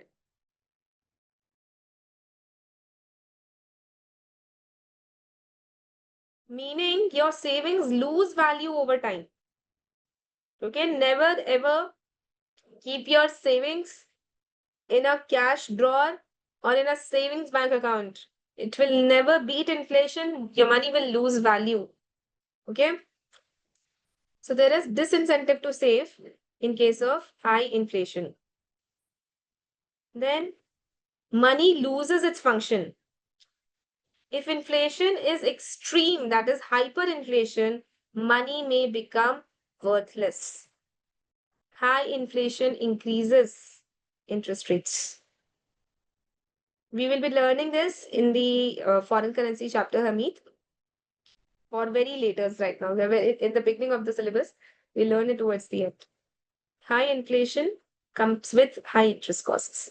That is why things become expensive now. When the interest costs are high, interest rates are high, things become more expensive, which leads to high inflation. Okay? Yeah, so if inflation is extreme, hyperinflation, money may become worthless. So I'll show you a quick video. I've put the link. You can watch the full video later. I'll just show you a glimpse. Yes, that's why people are not able to save. You're right. I'll show you a video here. Just a second.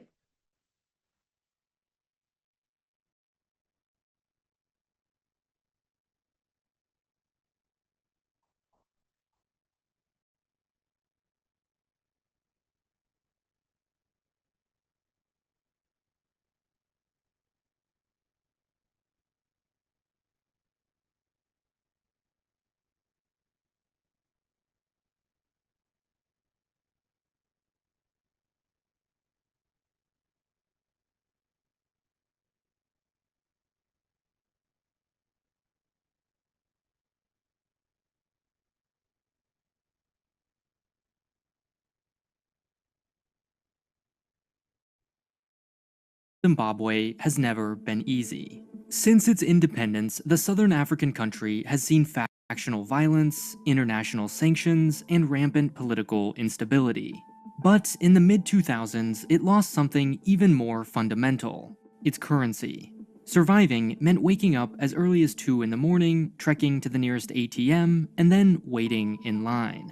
On a good day, you'd be able to withdraw the equivalent of about 1 or 2 US dollars, the maximum allowed by the government. Or you might find, after losing sleep and waiting for hours, that no more money was left. That's because around 2007, Zimbabwe experienced the second highest inflation in history, after post-war Hungary. It's hard to know exactly how bad it got, as the government stopped reporting numbers after 100,000% inflation, when a loaf of bread cost 30 billion Zimbabwean dollars. Employees stopped going to work when their annual salary wouldn't even pay for their bus ride home, and vending machines were put out of service, unable to hold the billions of coins that a single can of soda would cost.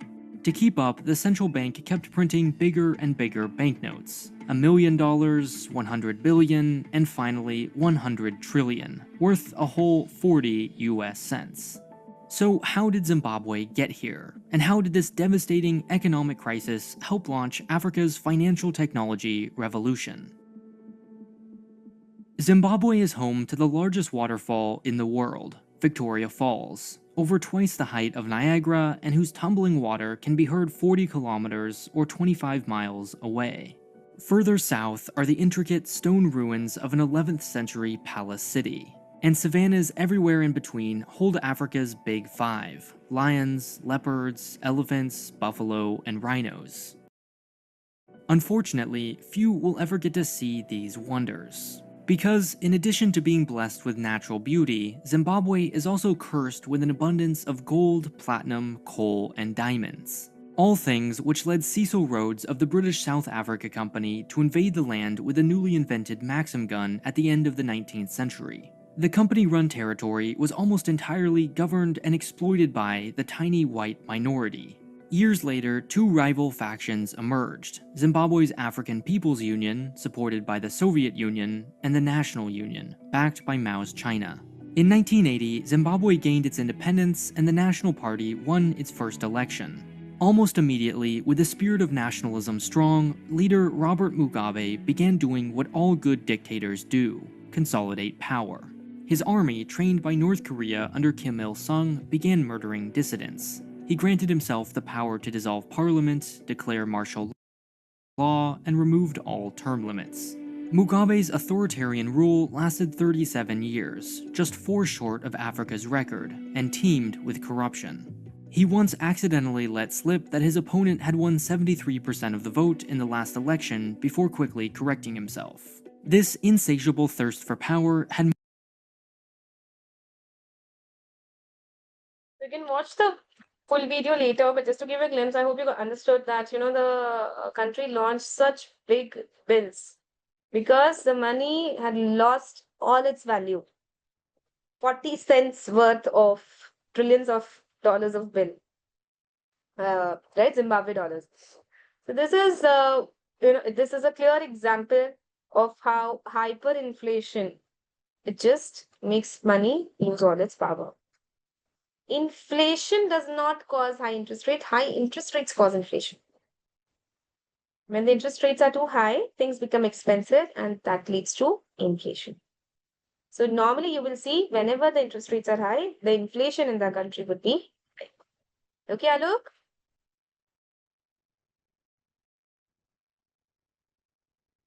So watch the video later, but it's very interesting. It shows how corruption in the country, it actually just led to all of this happening. Things became so expensive for them. Then exchange rate depreciation. High inflation reduces the value. Correct. When the interest rates are too high, the money supply will decrease. And then inflation. No, wait. Money means money supply decreases. No. Money supply, inflation, what happens? That there is more money to chase the goods. So what happens is interest rates. Listen to me carefully. Again, I don't want to spend a lot of time on this. It's too early for you to learn this thing. There is a reason why the topic is towards the end. What I'm trying to tell you is that when interest rates are high, things become expensive. You're paying interest for taking loans to buy things and the interest rate is too high. Things become expensive and that leads to inflation. For the timing, just have that much in your grip. Later, when the topic comes, we will be learning about inflation, interest rate, purchasing power parity, interest rate parity. All of these things are there in your syllabus. You will learn. Okay? Not right now.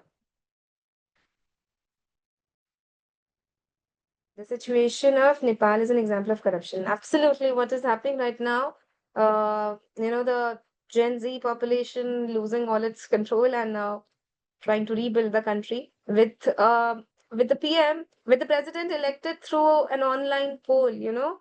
They used Discord, an app to elect the president. Things are, changing. Okay, coming back, exchange rate depreciation. High inflation reduces the value of a country's currency compared to others. Example, if US inflation is 10%, while Japan's is 2%, the US dollar may weaken against the Japanese yen, making imports more expensive. So, what happens is, again, this is just at a very, very broad level. I'm telling you here, we'll be doing it in detail. So, when the inflation rate is high, it reduces the value of the country's currency. Okay. So, like for example, in this one, US inflation is 10%, Japan is 2%. So, the US dollar's value will reduce. Okay. It may weaken against the Japanese yen, which will make, what did I tell you? Depreciation of a currency. Remember the same example. Depreciation of a currency makes imports expensive. It is harmful for the importers. So when the inflation is high, the dollar will lose its value, which will make imports more expensive. Then higher interest rates to control inflation. Central banks raise interest rates, making borrowing more expensive. So what happens? The money supply point that you were talking about, but you mentioned it quite in an opposite way. Just let's cover it here since it is mentioned. That when interest rates are too high, the money supply will come down and that helps to control inflation. Normally, what happens is things become expensive. As they keep becoming expensive, the money starts to dry up, and eventually that only leads to the control of inflation. So, if home loan rate rises from 4% to 10%, homeowners pay higher monthly payments, reducing the spending power. Eventually, that leads to control of inflation. Okay, so just to put it down in simple for you, you will see that inflation and high interest rates coexist. Okay, and why is it so? That because of high interest rates, and why, first of all, why do they coexist? High interest rates, things make more expensive, which leads to increase of prices of goods, inflation, and slowly that only leads to control of inflation also. Why? Because high interest rates reduce the supply of money, and that controls, that ultimately controls the or reduces the inflation as well. Okay, so there is a theory around it which we will be covering later. So these are the consequences of inflation. Number one, redistribution of income. That is, inflation favors those who own assets and harms those who are on fixed income. Disincentive to save, because high inflation reduces the value of money, so it discourages savings. Then money loses its function. Give you the example of Zimbabwe dollars. Then exchange rate depreciation. In case of high inflation, the value of the country's currency loses its value. Okay. Then high interest rates. To control inflation, central banks raise interest rates so that borrowing will things make more expensive and the money supply in the hands of the people will reduce. So these are the consequences. Very simple points.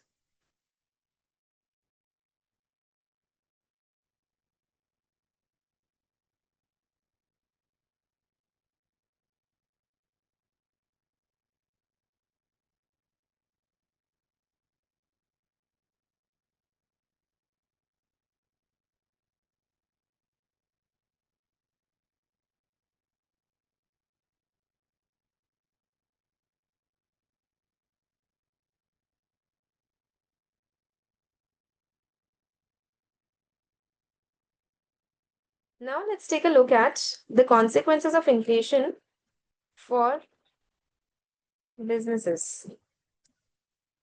Number one, reduced entrepreneurial activity. High inflation makes future costs unpredictable, which discourages new businesses. Okay. A startup plans to invest 100,000 in machinery, but inflation raises costs by 20%, making the investment unaffordable. Then, loss of international competitiveness. If domestic prices rise faster than foreign competitors, exports will become expensive and the demand for exports will come down. So you lose international competitiveness. Example, if US made cars increase in price by 15% due to inflation, but German cars only rise 5%, global buyers would start preferring the German cars. Then reduced investment. High interest rates make loans expensive. Okay, high inflation. I told you high inflation and high interest rates go hand in hand. So high interest rates will make loans expensive, and therefore you will not want to make investment. And when you don't make investment, there is no growth. So example, a business wants to build a new factory, but loan rates increase from 5% to 9% due to high inflation, making expansion too costly. Okay. Then higher operating costs. Inflation forces businesses to constantly adjust prices and search for cheaper suppliers. Okay. So a restaurant must frequently change menu prices and find lower cost ingredients to maintain profits. And problems with historical cost accounting. See, I'm sure you know the basics of accounting. You record the items at their cost, at their historical cost. So when you follow historical cost accounting and the inflation is too high, the numbers appearing in your balance sheet will be worthless. So inflation distorts financial statements, making assets appear undervalued and profits overstated because profits will be of the current value and assets would have been purchased in the past. So assets will appear undervalued and profits will look overstated. Example, a company bought land 10 years ago for $100,000. But due to inflation, its real value is now $500,000 only. However, accounting records still show the old cost, making the company's assets seem less valuable than they actually are. Okay? So these are the consequences of inflation for business. Please go through it. Simple points. I've given you examples to understand better. Go through it, please.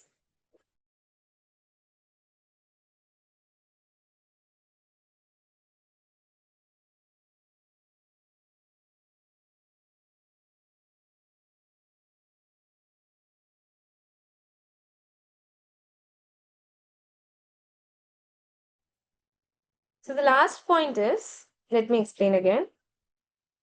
So let's say in the year 1990, you purchased land, okay, for 10,000 rupees.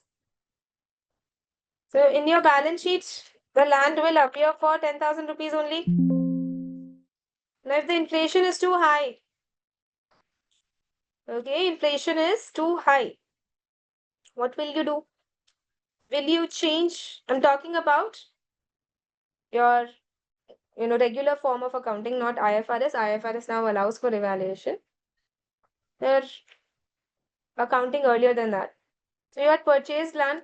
It is being shown at historical cost. So you are following historical cost accounting. The land will continue to show at 10,000 rupees, whereas now in 2025, its value could be too high. Okay. So the land asset appears undervalued. Yes or no? It could be worth, lakhs of rupees now, maybe lakhs or even crores. But it will appear undervalued today. Whereas the income and expenses that you're making in 2025, they will be at the current price levels. So they may show overstatement. There is a distortion in the balance sheet and the P&L. So inflation distorts financial statements, making assets appear undervalued and profits overstated. Okay? The accounting records will still show the old cost, making the company's assets seem less valuable. Although they have value, but because you're following historical cost accounting and there is high inflation, this will look like, okay, the company does not have good enough value of assets. Understood now, Bhumika? Understood. Second point also, 1 second.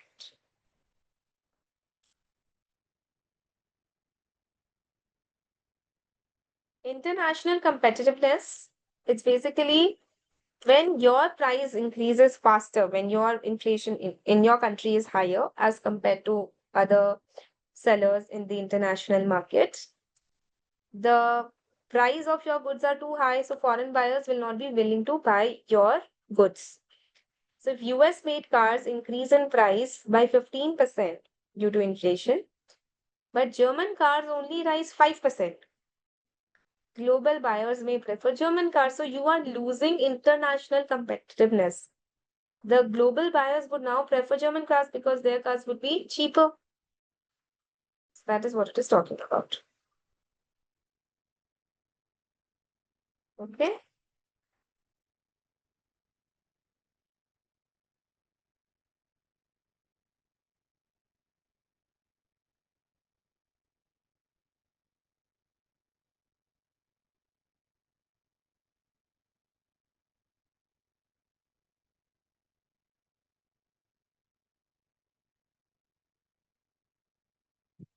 Now, government intervention. Governments intervene in the free markets. Okay. Now, why do they do so? Number one, controlling monopolies and restrictive practices. Then, protecting national strategic industries, addressing social injustice, managing externalities. Okay, that is something which can harm the society. And funding large infrastructure projects. Okay, let's read about it in detail with the examples. So, why do governments intervene in a free market?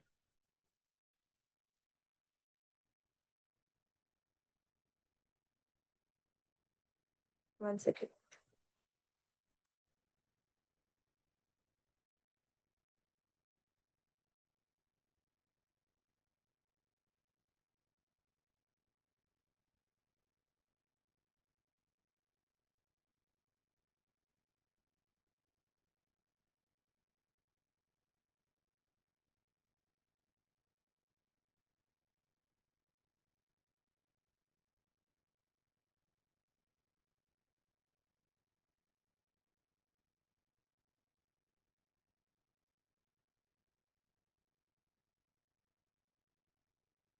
So, controlling monopolies.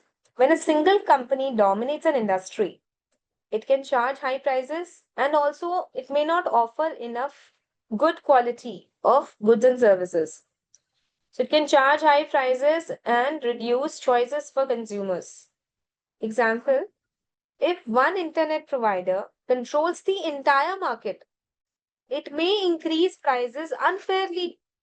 Like what we are seeing in India in the telecom industry, right? There are two or three limited players and they are charging prices exorbitantly. So governments may intervene by breaking up monopolies or regulating prices. Very recently, Telecom and Regulatory Authority of India, TRI has launched a probe against Jio and Airtel because they have removed entry level plans. So what is happening? They have created a monopoly. Jio, that's what it did. The prices which it came up with in 2000, when did it come? 2016.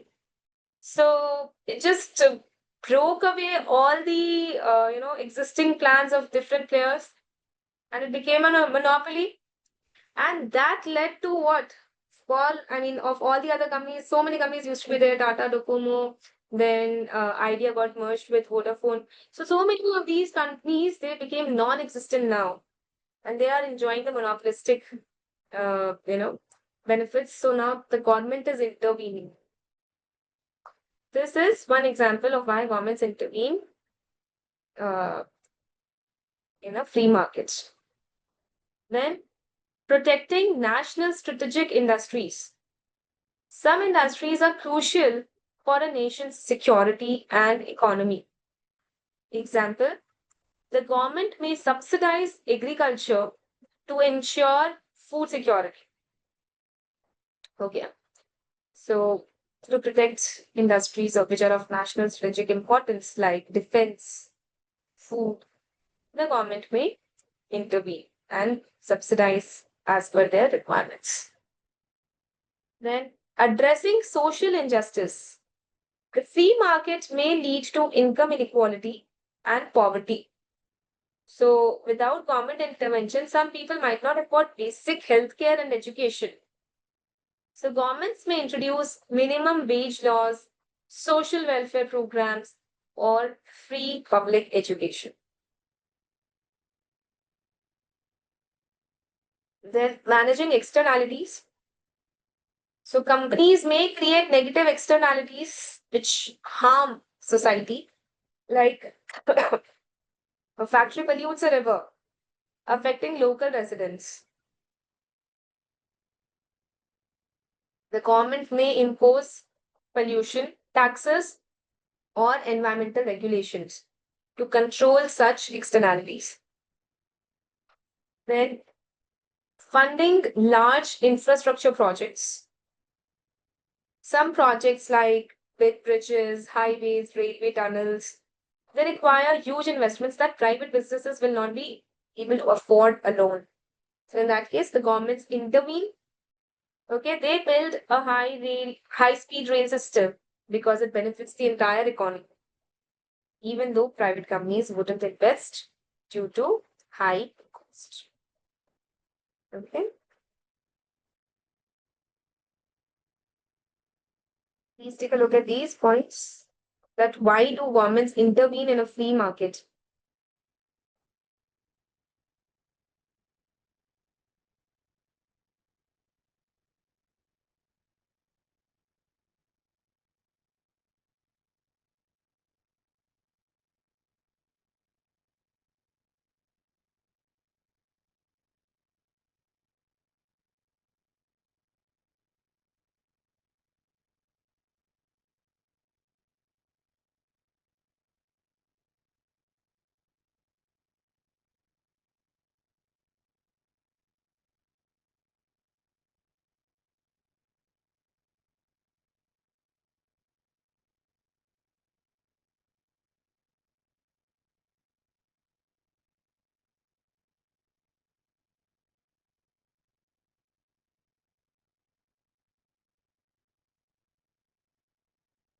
So negative externalities, they refer to the harmful side effects of an economic activity that affect people which are not directly involved in that activity. Okay, so for example, when you do a business activity or you're running a factory, it causes pollution and it impacts the local community. Now, although local community is not directly engaged with the factory, still they're getting affected by it. So that's called externality. Okay, let me write it down as a meaning over here.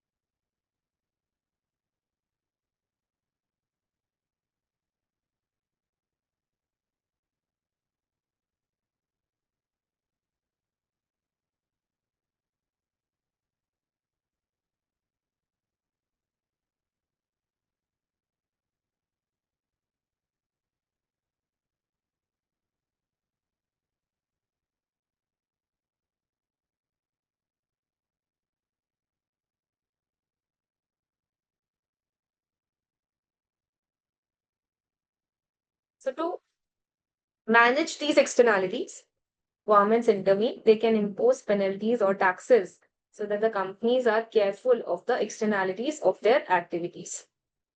Second point is industries which are crucial for national security, like defense, food. So governments do not want private players to, charge exorbitant prices or compromise on the quality. So they can intervene and either they become the suppliers of such items or they actively, track the quality of such businesses. Okay. Hello. So national strategic industries like defense, transportation, like in India, if you see, um, railway transportation is still with Indian government. So because they don't want private players to get in right now and charge exorbitant prices there, because otherwise transportation would be completely in private hands. Air transport is already in private hands. Public transport is there. So, rail transport is something which they're still keeping with themselves. Okay. So the government can intervene and they can only be in charge of either providing the service or if there are private players, they will actively scrutinize their activities. Medical can also be an example. Like, but in India, it is open to private, but in some countries, it still may be only with governments. Okay.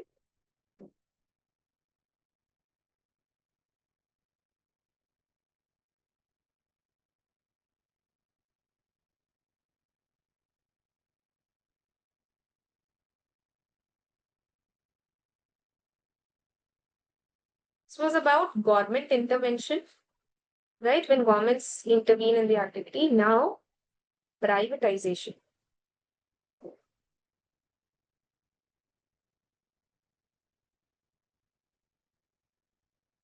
Privatization refers to the transfer of ownership, management, or control of government owned enterprises to the private sector. So, here there is deliberate transfer of the ownership management to the private sector. There it was government intervening, government taking active role. Examples of privatization: Air India. The Indian government sold its stake in Air India to Tata Group, citing heavy financial losses. Okay.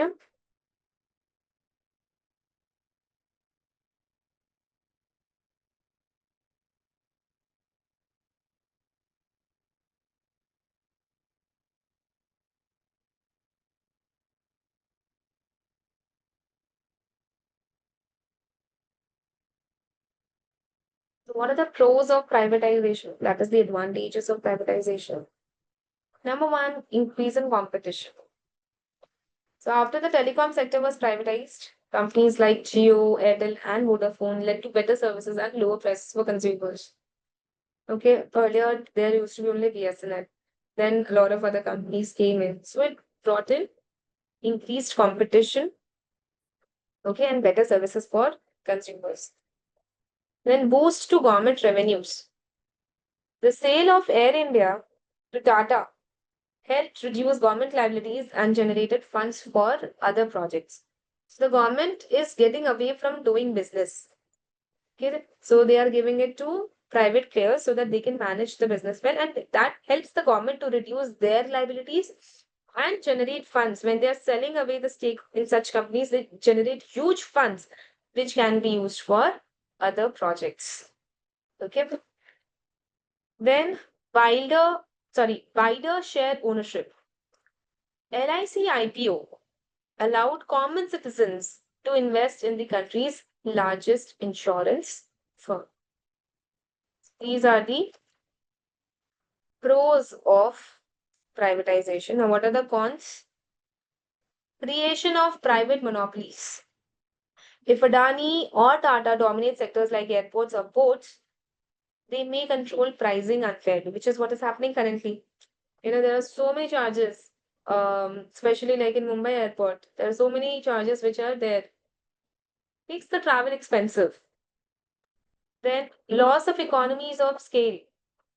Splitting BSNL into smaller units may increase the operational costs instead of reducing them. Then decline in service. Some fear that privatizing Indian railways could lead to higher fares and reduced accessibility for lower income passengers. Or maybe some far routes, far corners of the country that may become completely inaccessible if just private players are allowed to function because they will be such routes make less profit. We saw one LBC company example today, no? Because that was a government, initiative. So the bus company was running in such far remote corners of the country. If it was privatized, they will only just look at profit motive and they may not provide the accessibility. Therefore, this is a decline in service, which is a con of privatization. Please take a look at this.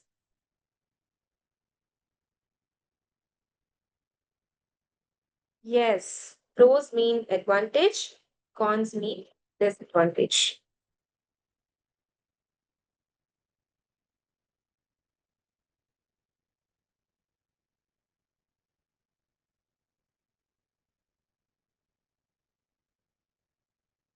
Please read through the points, see if you're getting any doubt in anyone.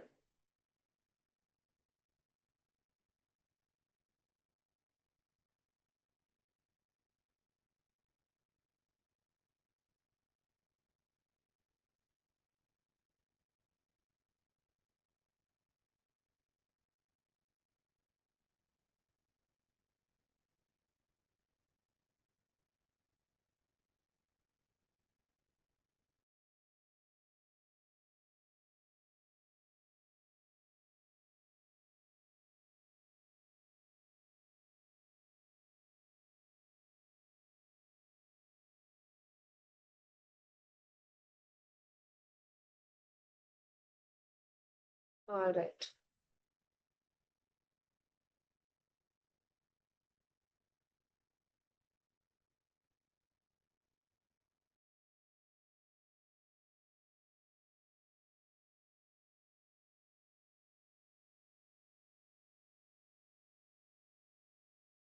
So, a lot of times, you're right, due to privatization, prices can increase, but only if a monopoly is created.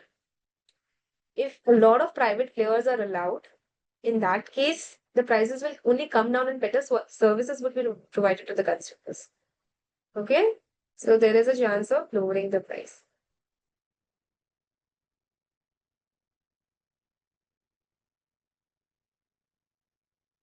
Now, let's move ahead to green policies. Governments are increasingly taking active steps to improve the environmental performance of organizations.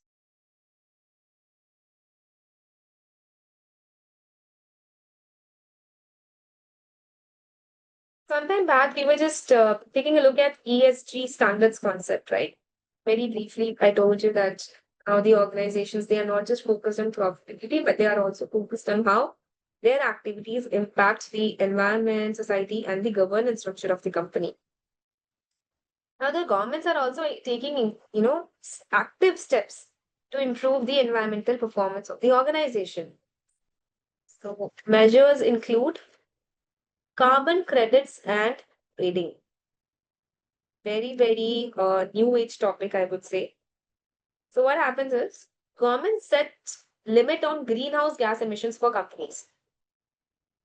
If a company reduces its emission, it can sell the excess carbon credits to others, exceeding their limits. Not very popular in India right now, but in a lot of different countries, this is actively, tracked. So governments, they give quotas of how much pollution you can cause. Okay, if you are within your limit, well and good. If you're less than the limit, okay, you are able to save some of your carbon credit. You can sell it to another company who is doing more pollution.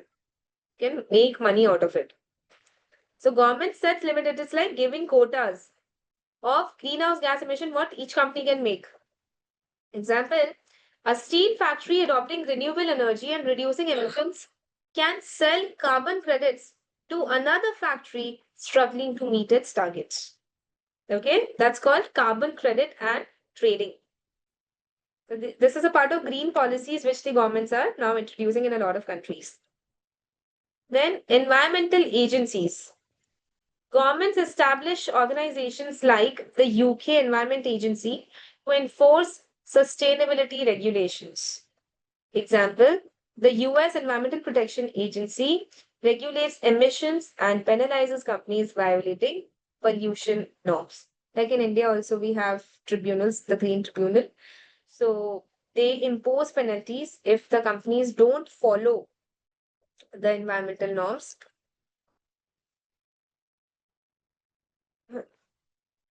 Okay. What is the actual carbon credit in real world? Not like it's not something, it's at an overall a global level. Varies from country to country. Okay. It's like a quota of the kgs of emissions you can make.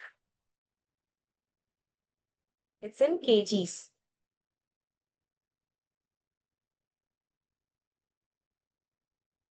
Government will give you quotas and it can again differ, but mostly it is in kgs that this is the quota of kgs that you can make as pollution. If you exceed it, you'll be paying penalties or you can get some credits from other companies who are not paying. Okay, so these are two green policies which the governments have now introduced.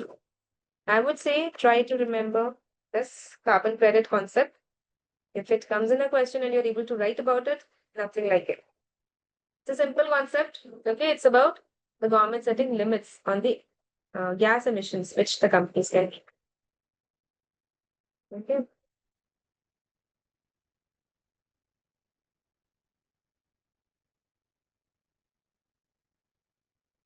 All right. Now let's move to the next topic, and that is sustainability. I'll show you some videos on it first.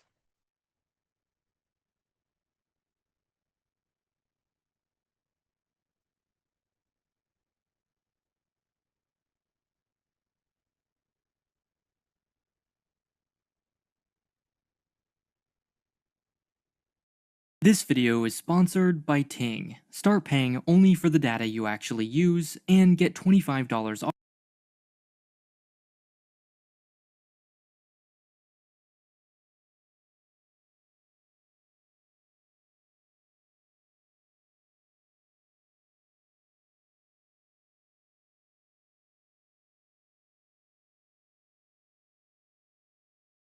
Take a look at this video. It talks about sustainable development. Short videos will play it for you.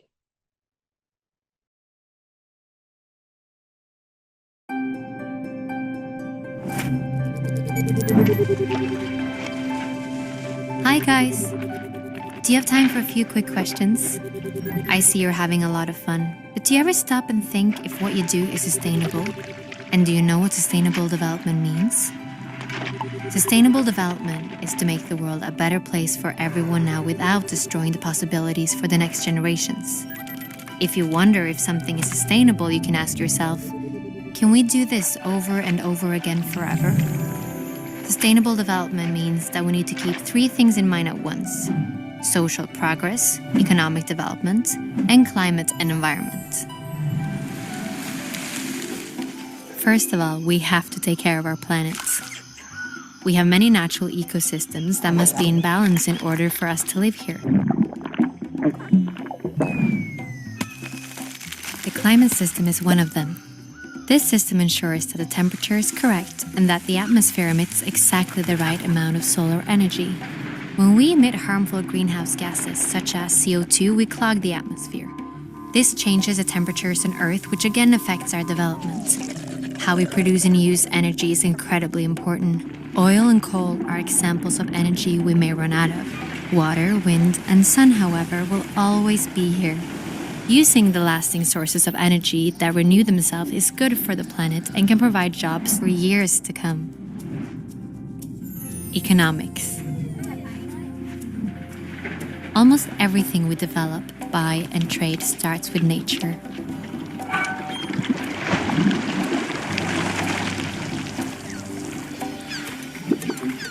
The smarter we use our natural resources and the better systems we create for a fair distribution, the more sustainable we are. One way to contribute to a more uneven distribution is to be more aware of what we buy and how it is produced. A football is a good example. It travels far before it reaches the football players. First, the materials are made. Then, they print the logo somewhere else before a third country sews it all together. One single football sees the whole world before it reaches its goal. This journey ties us together. If we are to win the battle for a sustainable future, we have to play with fair rules that applies to everyone. Social progress. We humans are part of nature, but we're also important resources for the world. Just like water, the forest, and the sun, we have minds that can create the strangest and most creative things. But for us to be the best versions of ourselves, there are certain things that must be in order, like having equal opportunities to education, safety, food, and medicine. This provides greater opportunities for us as human beings, but also for the planet. We just have to think in new ways. These three must work together. That is sustainable development. And there is actually a plan for this. All the countries of the United Nations have agreed on a joint plan for sustainable development. But for the plan to work, we need to cooperate, and we need you to be on board. Are you with us?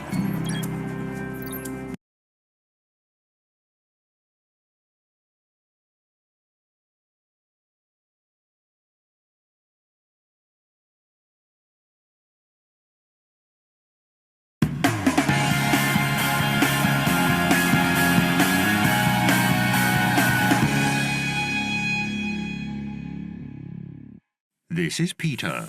Peter is a teacher. He's sure that he leads a sustainable life. He buys organic products at the supermarket, rides to work on a bike, and his lights use green electricity. But is that really sustainable living? Let's go back to the beginning. Even in the 18th century, people were interested in the environment. For example, Carl von Carlowitz realized that you shouldn't cut down more trees than will grow again to replace them. So he had recognized the basic principle of sustainability. Nowadays, sustainability is seen as a global concept. This can be explained with the help of the three-pillar model. The model is based on environmental, economic and social considerations, which must always be regarded as belonging together. First, the environmental pillar. It includes, among other things, climate protection, which is widespread, protection of resources, and biodiversity. Also, food should be grown organically. That is, we should stop using pesticides. And farm animals should be given fodder produced on the farm. We must use natural resources more sparingly too. One of them is petrol, which we need for our cars. But sooner or later this resource will be exhausted, so there'll be no fuel for the cars.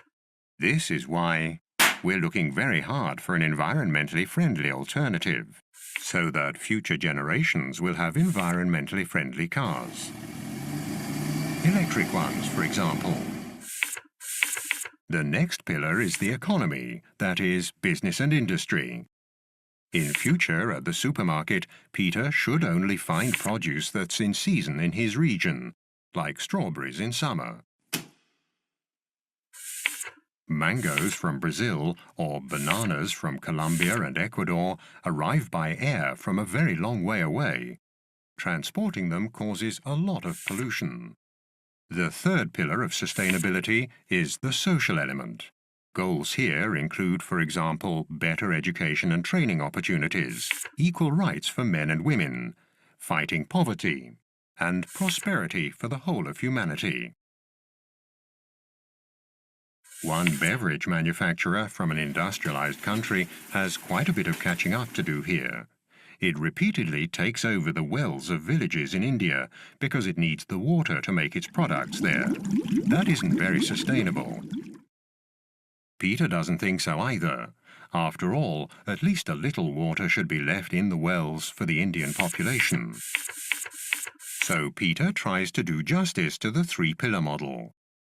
when he buys organically grown produce, when he goes to work on his bike, and by using green power from wind turbines. He really does live sustainably. But be careful. A lot of companies exploit consumers' environmental awareness. Not all the products that claim to be from fair trade or organic farming are sustainable. It's up to consumers to be well informed about the products they're consuming.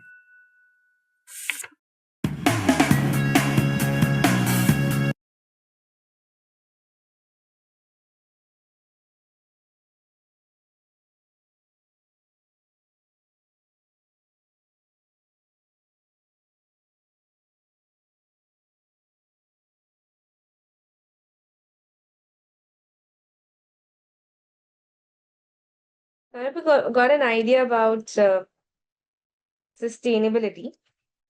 The first video was very, very interactive. It shows how the different elements are all correlated to have a sustainable future. Sustainability refers to the ability to meet present needs without compromising the ability of the future generations to meet their own needs. Okay? So it focuses on a balance between economic growth, environmental protection, and social well being. All three are important pillars. What are they? Economic growth, environmental protection, and social well being, ensuring that development is enduring, that is sustainable, and inclusive. So there are three pillars of sustainability. What are they? Environmental sustainability, economic sustainability, and social sustainability, which the even video talked about. So environmental sustainability is protecting natural resources and ecosystems, reducing pollution and wastage, and promoting renewable energy and sustainable methods. Economic sustainability is ensuring financial viability without exploiting resources unsustainably, creating jobs and fostering innovation while maintaining long term profitability. So it's all about a long term vision. So the third one is social sustainability, which is promoting equity, that is, everyone has an equal chance, social justice, and fair labor practices. Improving living conditions and supporting community well being. Okay. So that's about social sustainability. These are the three pillars of sustainability. So when we talk about sustainability, we have to refer to all three of them: environmental, economic, and social. So on that note, let's take a break here. We'll break for about 15 minutes, and then post the break, we will continue with this example further. Okay. So refresh yourself, be back. We will continue in 15 minutes.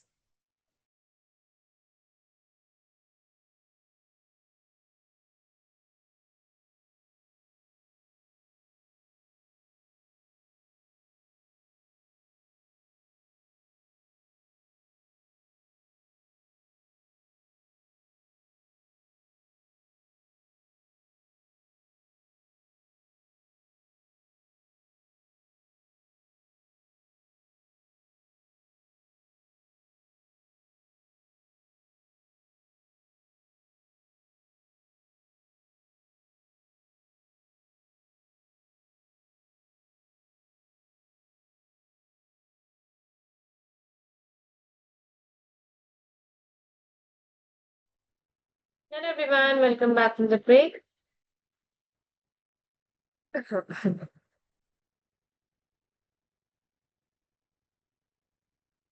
Let's take a look at an example to see how businesses can be sustainable on the three pillars. A coffee company wants to grow its business while ensuring its operations are sustainable. So, environmental sustainability, how can it enforce that? The company sources coffee beans from farms practicing organic farming. Okay. It introduces biodegradable coffee packaging to reduce plastic waste. That's another way. And thirdly, it implements water saving techniques in its production processes. So this way, it is environmentally sustainable. Then, economic sustainability.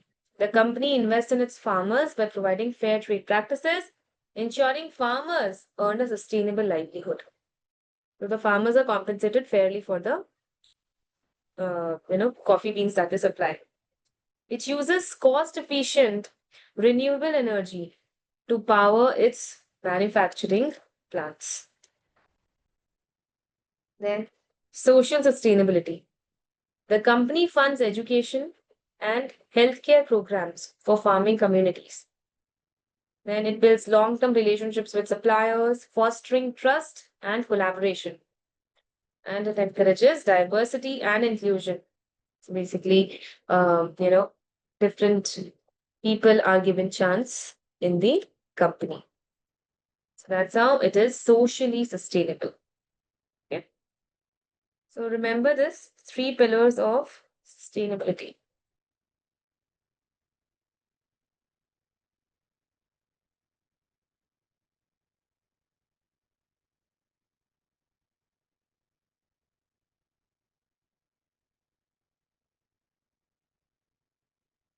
Now let's take a look at ESG framework in a little detail. ESG stands for environmental, social, and governance, a framework used by organizations and investors to evaluate a company's commitment to sustainable and ethical practices. It goes beyond traditional financial metrics and assesses how a company interacts with the environment, society, and its internal governance structures. So let's take a look at this. Environmental.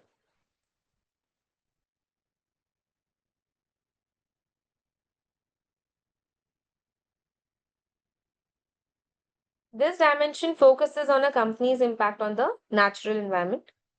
It evaluates efforts to reduce carbon footprint, conserve resources, and manage environmental risks. So this video I've shortlisted for carbon footprints, an important term. Let's have a look at this.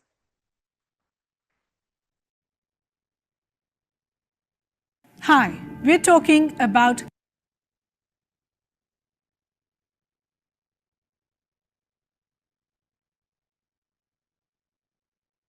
Good short video.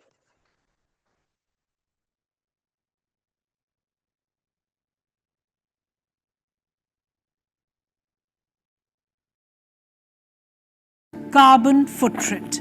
You might have used this term in passing or seen ads about it on Earth Day. I'm Anubha Bhosle, and in this episode of the Climate Explainers, we're talking about carbon footprint.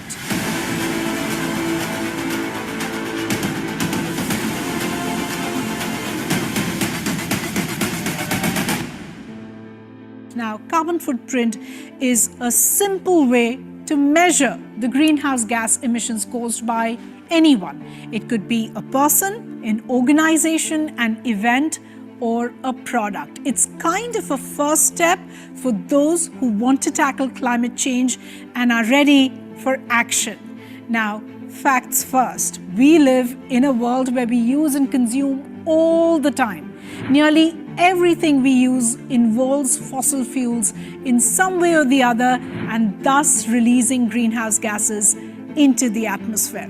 If you've forgotten, time for a very quick revision. We have spoken about how these gases are responsible for climate change, how they cause extreme weather events. We've also spoken about how countries are trying to balance the scale between greenhouse gases that they emit and how much they remove. Remember, that's net zero. You can watch all these videos if you haven't. The full primer and the playlist is available on all of these platforms of NDTV. Now, to reduce what we emit, our carbon footprint, we should actually know how much we emit. So I'm bringing back that definition on your screen once again. For this episode, I'm going to focus on what we, that's you and I, regular folks, can do to reduce our carbon footprints. Let's start with the big one, and that's travel. Think about how often we use our cars. Alternate modes of transportation like cycling, walking, or public transport could definitely reduce our carbon footprint. If driving, being gentle with that accelerator and brakes could help. Cutting down on ACs in cars if you can, getting regular car maintenance and car pooling whenever possible. If you're in the market for a new car, consider hybrid or electric options. Cars with lower emissions do end up costing less to operate. There's no way around it. It has to be said, flying is one of the most damaging ways to travel for the climate. Let's say you were to fly a distance of roughly about 500 kilometers. On average, you'd emit close to 128 to 130 kilograms of CO2. Taking the train is going to be substantially lower at 21 kilograms of CO2. Unless you have to cross an ocean, can you think about taking a comfortable bus or a train? Next, the next one, frankly speaking, is a bit of a surprise. Are digital activities. Yes, they contribute to carbon emissions. So, for every email you send, chat you open, and Google search you do, a few grams of CO2 are emitted due to the energy that's needed to run your devices, to power the networks, and to support the massive servers that actually run the internet. And of course, store all those TikToks, Reels, and AI chatbots. With more than 60% of the world population using the internet, those few grams of CO2 are adding up real quick. So, what am I suggesting here? Well, first, perhaps upgrade your gadgets a little less often. Second, cut down on unnecessary emails and texts. Remember, it's also good for your stress levels.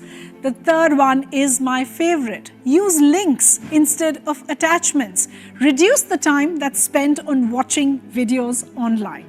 Yes, I get the irony of it, since many of you are watching this video online, and my carbon footprint while recording all of this has been huge. I know, all of this can feel silly, small, or insignificant. How is not sending one email or eating dal chawal or not using a plastic straw going to matter? Well, it does. Start small, make a gradual change, and let that be consistent. Now imagine if thousands, lakhs took just one small step. We have planned for one more episode on carbon footprints. It's going to be based on all your comments. It will be on fast fashion. Tell us what else you'd like us to deep dive and explain. If you've been watching, thank you so much for your time.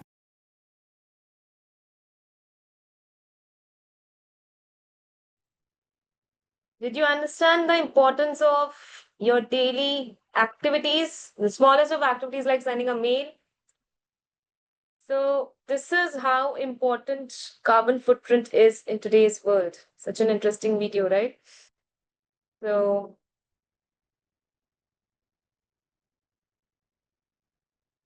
let's take a look at this example here.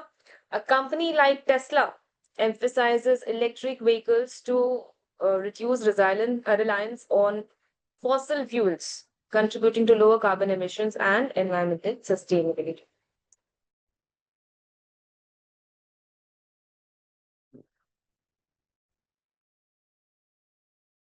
Social.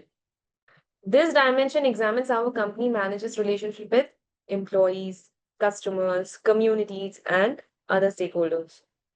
Example, Unilever has initiatives like improving employee well-being, promoting fair trade, and sourcing sustainable ingredients for their products, impacting both local communities and global stakeholders.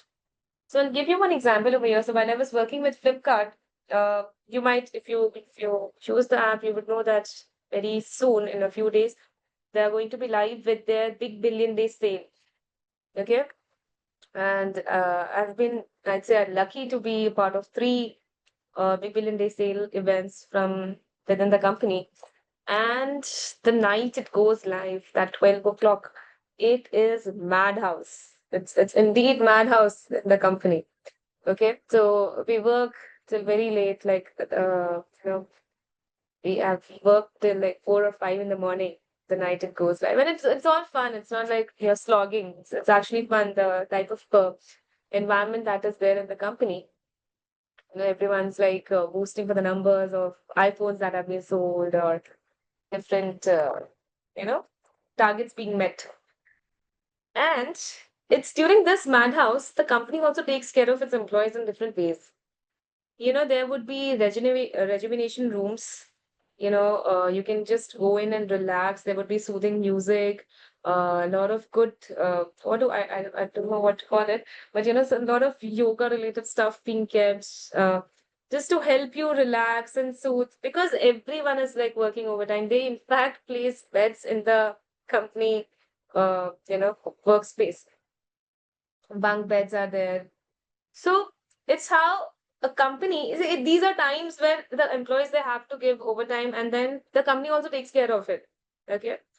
So this dimension, okay, it's nothing but social dimension of a company, how the company deals or tackles its employees. Again, all the other stakeholders also. Okay. Governance. Governance addresses the internal systems and controls used to govern an organization. It ensures transparency, accountability, and ethical decision making. Example: Microsoft emphasizes ethical AI development and strong corporate governance policies, ensuring compliance and transparency in decision making. Okay. So that's about ESG in slide 3.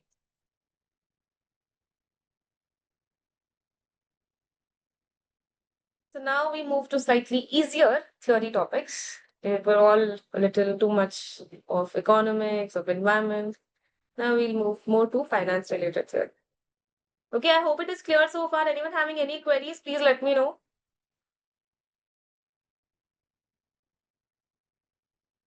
So, next topic that we have here is financial intermediaries.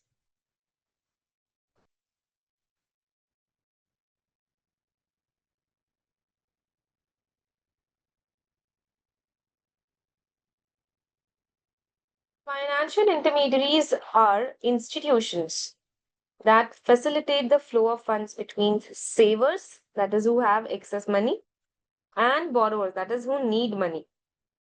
They play a crucial role in the economy by improving capital allocation, reducing risks, and providing liquidity. So, first we have commercial banks.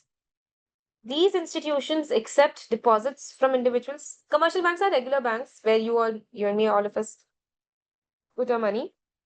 So these institutions accept deposits from individuals and businesses and use these deposits to provide loans. Example, SBI. Then we have investment banks. They specialize in financial services for companies such as underwriting. What is underwriting? Helping companies issue shares, mergers, acquisitions, and advisory services. Example, Goldman Sachs. Then insurance companies. They collect premium payments from policyholders and invest the funds in long-term assets to generate returns. And these funds are later used to pay off the claims. Example, LIC. Then mutual funds. These institutions pool money from multiple investors and invest in diversified portfolio like shares, bonds, and commodities to generate returns, like HDFC Mutual Fund. Then pension funds. These funds collect retirement savings from employees and invest them in secure long-term assets to ensure financial security post-retirement. Example, EPF. Employees Provident Fund Organization. Then finance companies. These are NBFCs, that is non-banking financial companies that provide loans, leasing, and factoring services. Factoring services is what it is. Again, there's a proper chapter to it. We'll discuss it later. But they do not accept public deposits. So they provide services, they provide loans, but they don't accept deposits. So the lending and all is done out of their own funds, capital. So example, Bajaj Finance. Okay. So these are some examples of types of financial intermediaries. Financial intermediaries, these are facilitators of finance. Now, what is the role of financial intermediaries? Number one, aggregation.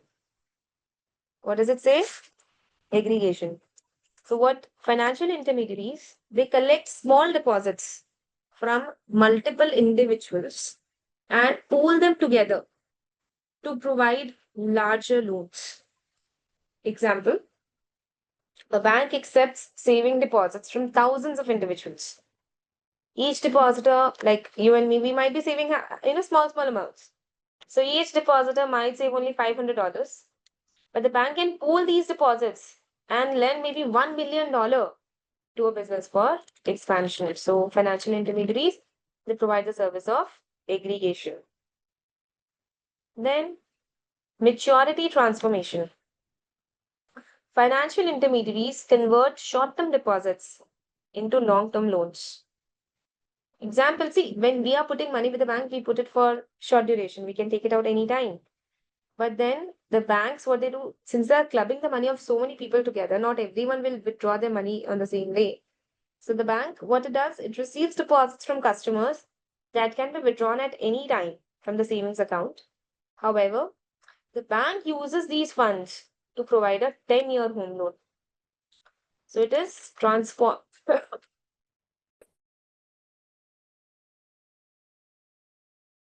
it is transforming the maturity from short term to long term. Okay. Then risk diversification. By lending to multiple borrowers, financial intermediaries spread the risk of default. Okay, so they don't give the money to all the money to just one person. They give it to multiple borrowers. So that spreads, diversifies the risk of default. Example, a mutual fund invests in a portfolio of stocks and bonds rather than putting all the money in one company. If one company performs poorly, the losses are offset by gains in other investments. So reducing overall risk. Okay. Then liquidity provision. Financial intermediaries provide liquid markets, allowing investors to borrow and invest easily. Example, banks ensure liquidity by allowing depositors to withdraw money on demand. Withdraw money on demand means anytime they want, while still using those deposits to provide loans. And risk management. Financial intermediaries offer instruments such as futures, options, swaps to help business manage financial risks. So there's a chapter to it. We'll learn about risk management later. Okay. So these are the roles of financial intermediaries. Please go through it. See any point that you're not understanding, any role, let me know, please. Go through it.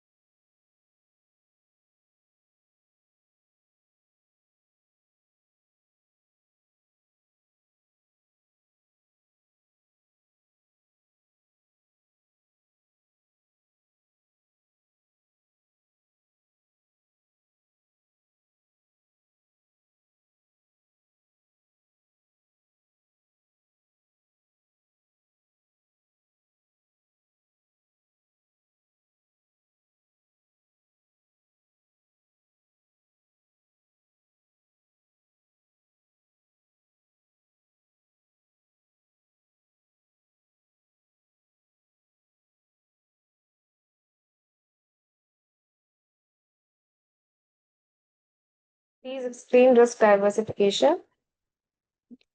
See, one bank, you visit any branch of any bank in your locality, you will know that they lend their money to multiple borrowers, right? Not to a single borrower. Now tell me, when you put all your eggs in one basket, the risk of failing is more. When you put it in different baskets, the risk of failing is less. So when banks provide loans to different borrowers, the risk gets diversified. That is what it is talking about. So by lending to multiple borrowers, financial intermediaries spread the risk of default. Risk of default means risk of the borrower not repaying. So a mutual fund invests in a portfolio of stocks and bonds rather than putting all their money into one company. They're diversifying.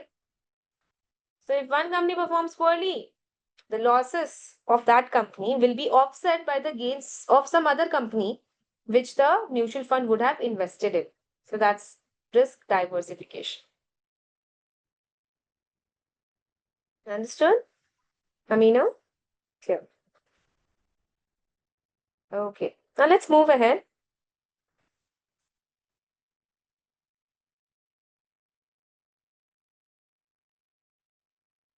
We have financial markets. The financial markets include capital markets, that is for medium and long term capital, and money markets, that's for short term capital. The following activities take place in these markets, be it capital market or money market. The following activities take place at the primary market and the secondary market. So, primary market is for selling new securities to raise new funds. So, when you're issuing shares for the first time, company is issuing shares to the investors, that's a primary market. When these shares are bought and sold among the different investors, that's called secondary market. Okay, so primary market is selling new securities to raise funds, and secondary market is trading existing securities. So, like when we are, purchasing shares of a company, then we are doing secondary market trading. We don't buy directly from the company, we are buying from other investors. Okay, so that is primary and secondary market. Now, let's talk about money markets in detail. The money market is a market for short-term borrowing and lending between banks and other financial institutions. Some large companies and the government are also engaged in money market operations. So it is for short-term borrowing and lending. Okay. So there are instruments in the money market, and those instruments can be classified into two categories: interest-bearing instruments and discount instruments. Okay. No, for either, for money market also, the markets could be primary and secondary. Okay. But mostly these terms, primary and secondary, are used for capital market. But yes, there can be a primary and secondary market for money market also. Okay.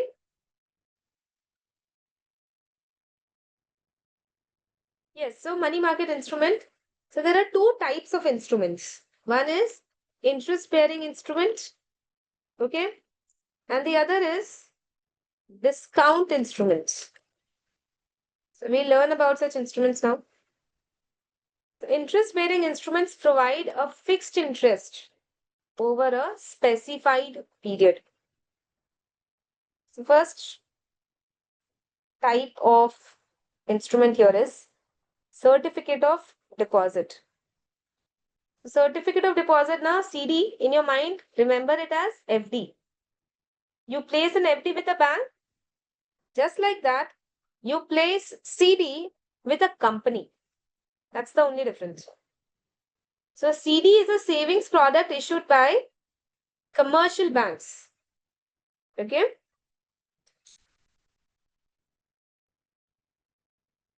Second.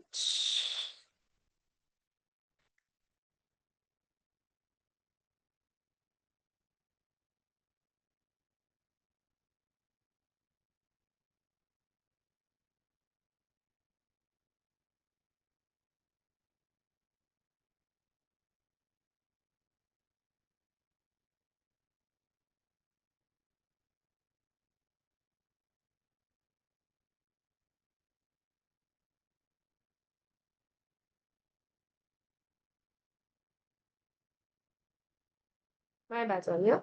It is issued by commercial banks only. So, like an FD, a CD is a savings product issued by commercial banks, not corporates. My mistake. It has a fixed interest rate and a fixed maturity period, which could range from 1 month to 5 years, and it's a low risk investment.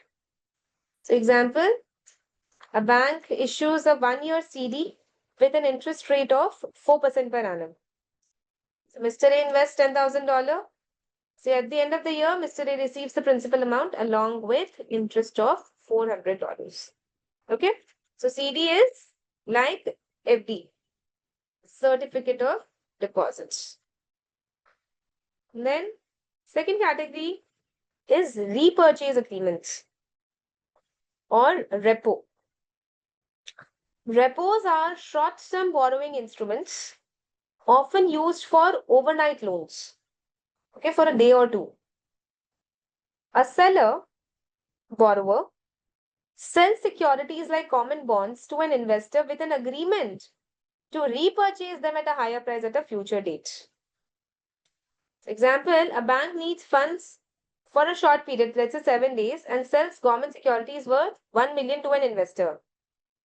The agreement states that the bank will repurchase the securities for $1,001,000 after 7 days. So the investor earns the $1,000 as interest for lending the funds for a week. So that is repurchase agreement, in which banks, they sell securities for a very short period and then buy it back at a higher price. So the difference between the selling price and the buying rate, that represents interest for the investor. Then municipal notes. These are short-term debt instruments issued by municipalities, okay, local governments, to raise funds. Now, this is not seen in India, but it is there outside. So these are instruments issued by the municipal corporations. They are issued in anticipation of future revenues, meaning to say that these loan notes, they are repaid using the revenue generated through tax collection. Example, a city issues municipal notes worth $500,000 to fund the construction of a new public facility, like a library or something. The notes mature in 6 months.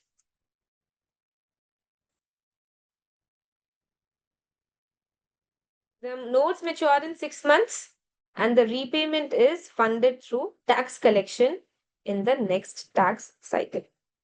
Okay, so these are some simple instruments, interest bearing instruments. Take a look. CD, it's like an FD. Then repurchase agreements, selling securities for very short duration and then buying them back at a higher price. Municipal notes are debt instruments issued by local municipal corporations. They are repaid using the tax collections done from the residents.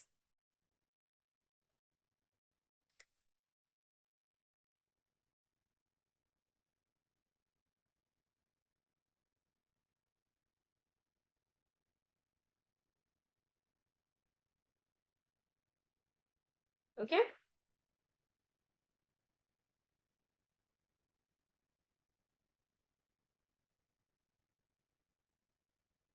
In first line, if there is 5 years, so it should not be for shorter durations. It's a, you can say, for short to medium term, but it's classified under money market instrument only.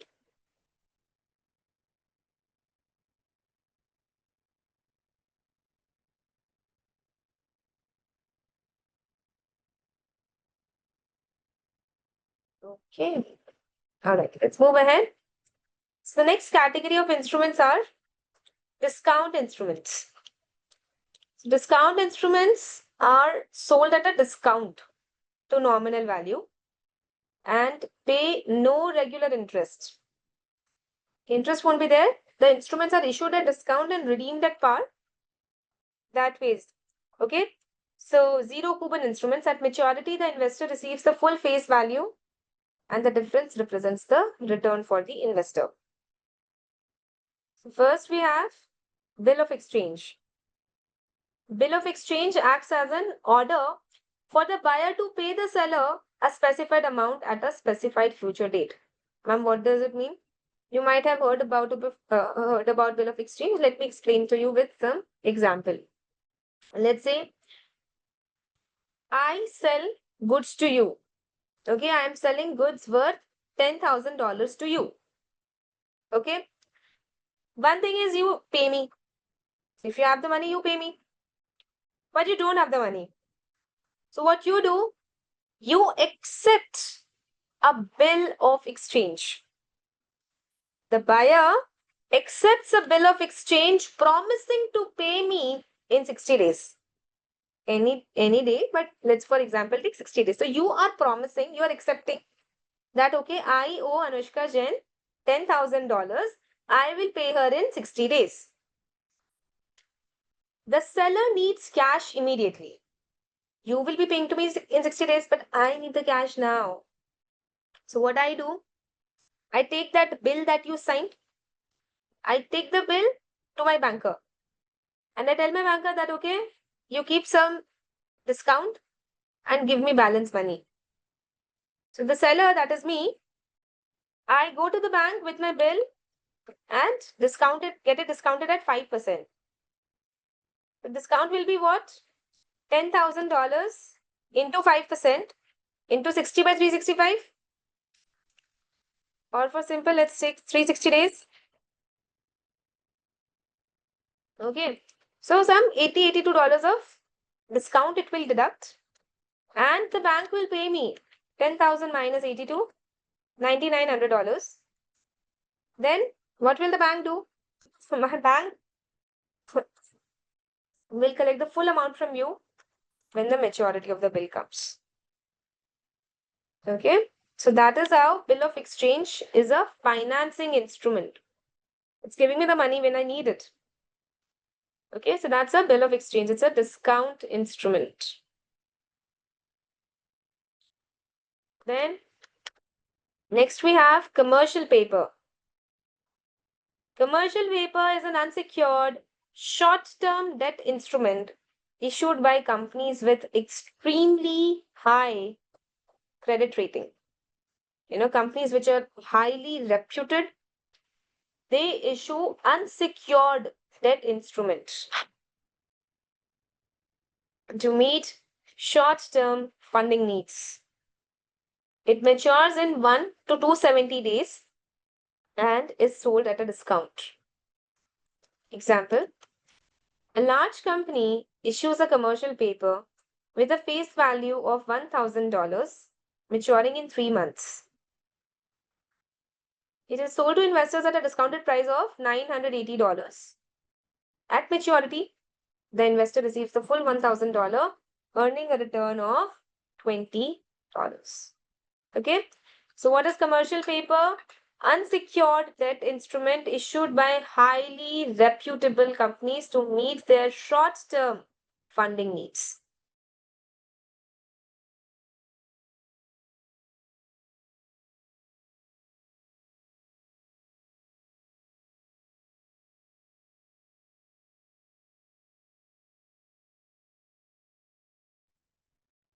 Then third instrument is banker's acceptance or bank guarantee. A banker's acceptance is a short-term debt instrument guaranteed by a bank. It is commonly used in international trade to provide payment security. It is called a discount instrument as the exporter can discount the acceptance with its bank. Okay, now let's understand again this with an example. I am an exporter. I am based in India, you are based in US. Okay. I exported goods worth $50,000 to you. Ideally, you should have paid me. So what you do, you don't have the money now. You ask your bank to issue a banker's acceptance towards me, maturing in, let's say, 90 days. So what that means is that in 90 days, either you will pay me or the banker will pay me. I will get a guarantee in my hand. It's a bank guarantee. Banker has accepted that if you don't pay, they will pay on your behalf. So the bank guarantees the payment. I can use this instrument, okay, this bill, this acceptance that they have given to me. I can use it and take it to my bank and get the money immediately. That's why it's a discount instrument. Just like bill of exchange can be discounted, banker's acceptance can also be discounted. So the importer's bank issues a banker's acceptance maturing in, let's say, 90 days. The bank guarantees the payment, making it a low risk instrument. Okay? So that is what banker's acceptance is. It's a short term debt instrument guaranteed by a bank. Okay? That is the third type of instrument. Fourth one, treasury bills.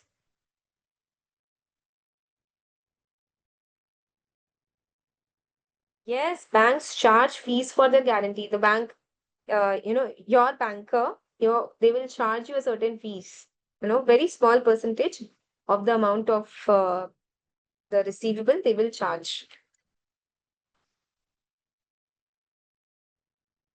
So T-bills, treasury notes, government bonds, these are all synonymous terms. So T-bills are short-term government debt instruments with maturities ranging from 3 to 12 months. They are issued at a discount and pay no interest. At maturity, investors receive the full face value.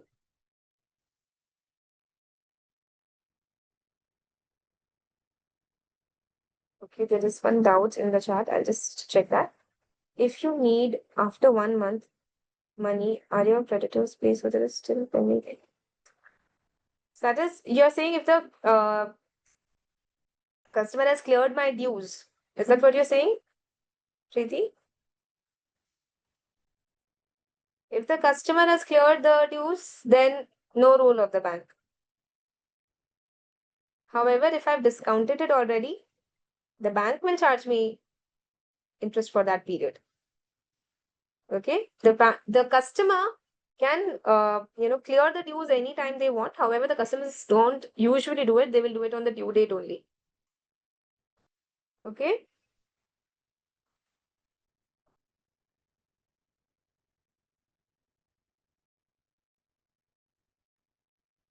So what are T-bills? T-bills are government debt instruments, and they have a maturity period of 3 to 12 months, issued at a discount, and no interest is paid. At maturity, the full face value is repaid to the investors. They are considered one of the safest investments because they are backed by the government. Okay. So Mr. A purchases a treasury bill with a face value of $1,000 for $950, which is the discounted price. At maturity, example, in 6 months, Mr. A receives the face value $1,000, earning a return of $50. Okay, so that is EBIT. Please take a look at these instruments. Read through, let me know when you want me to scroll down.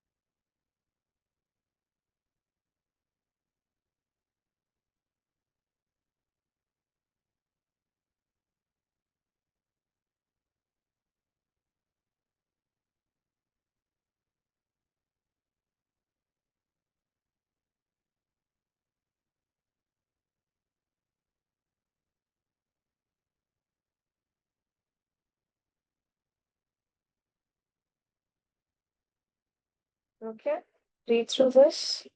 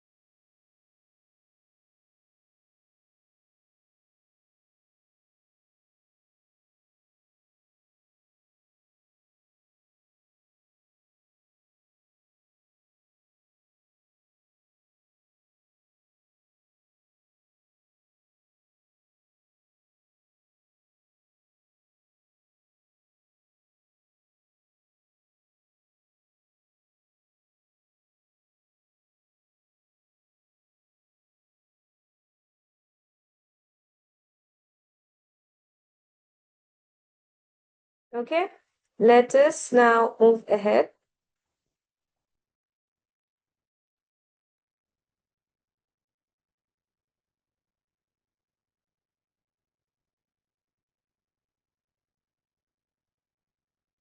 The next topic, and that is international money and capital markets. Interesting topic.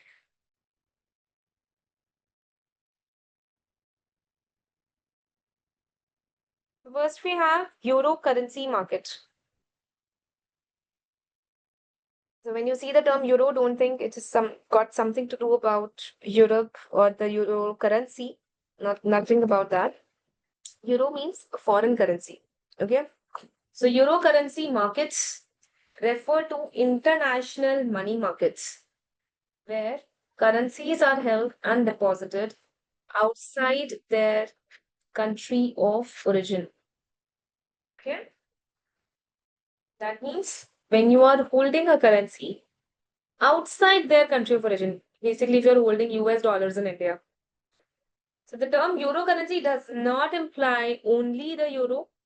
It includes any currency held in foreign banks outside its domestic market. Example, a US based multinational company holds $10 million in a UK based bank. This amount is referred to as euro dollars because the funds are in US dollars, but they're held outside the US. Okay, so it's called euro dollars. Why? Because you are holding dollars in a UK based bank. So it becomes a part of euro currency markets. The bank can lend these funds to other companies for a short period, say 3 months, at a competitive interest rate. The euro currency markets are beneficial for borrowers. Companies can secure loans at lower interest rates.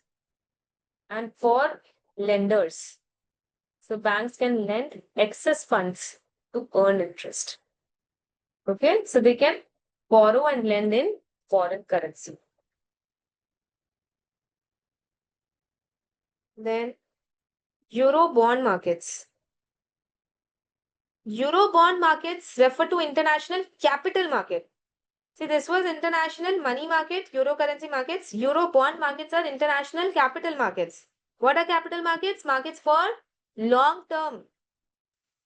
Okay, so where companies issue bonds to borrow funds directly from investors across multiple countries. Euro bonds are denominated in a currency other than the currency of the country where the bond is issued. Okay. Example, a Japanese company issues euro bonds worth $100 million. It's a Japanese company issuing bonds in dollar. The bonds are issued in the London market. Japanese company issuing dollar bonds in London market and sold to investors in Europe, Asia, and US. The company uses the proceeds to fund its overseas expansion. Okay, so this is an example of euro bond. Okay, the euro bond markets are beneficial for borrowers and lenders. How? Japanese company gains access to US dollar funds. It gets the money in dollars. And investors, the investor earns regular interest payments and they get diversification benefit. They're getting to invest in a Japanese company with their own dollar money. That's a benefit. Okay. Please read through it once. International money and capital markets.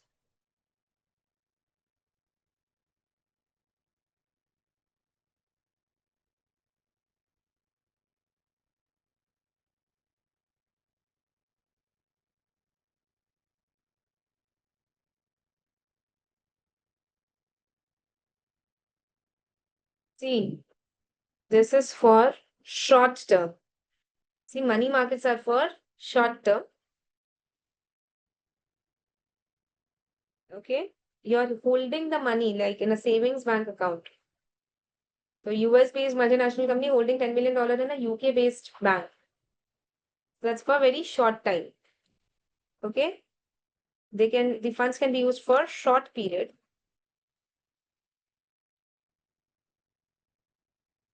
Whereas these are long-term bonds issued by the company. So that's the difference between money market and capital market generally also. In here, it's just that the currency which is used is a foreign currency. Okay. Can you explain Euro bond market again? Euro bond, it's like an international bond. In simple, if you ask me. Bonds are capital market instruments. Okay. We have learned about money market instruments today. We will be learning about capital market instruments later. So bonds are capital market instruments. Now, bonds in a foreign currency, they become Euro bond. As simple as that. So, a Japanese company issuing bonds in dollars. Okay, that is an example of a Euro bond. Just keep the definition simple. Don't get confused with the term Euro currency, bonds. Nothing complicated about it. It's just that you're using foreign currency. You're keeping foreign currency in your bank account. So that becomes Euro currency market. You are issuing foreign currency bonds. It becomes a Euro bond market. As simple as that. Is it clear now? Okay. The difference is the long term and the short term nature. Yeah. So bonds are capital market instruments. These are long term. And Euro currencies are holding currencies for short term, foreign currencies. Okay. Now, very, very important topic, super important topic, I would say, that is perspectives of market efficiency. It's a different type of a topic now.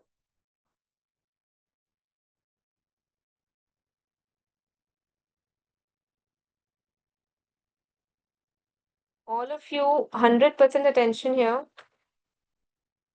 Students get confused in this, giving you a disclaimer already.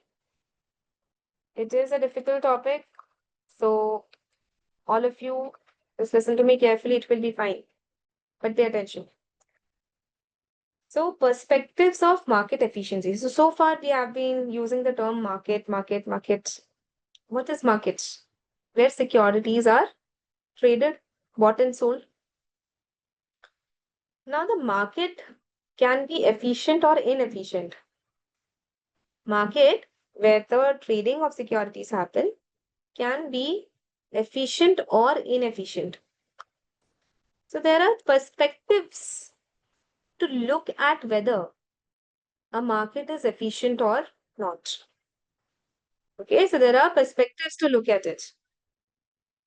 So, first one is allocative efficiency, then operational efficiency, third, informational efficiency, and fourth is pricing efficiency. Okay. So, first is allocative efficiency. What's that? Allocative efficiency refers to how well financial markets direct capital that is give direction. Okay, that direct capital. Okay.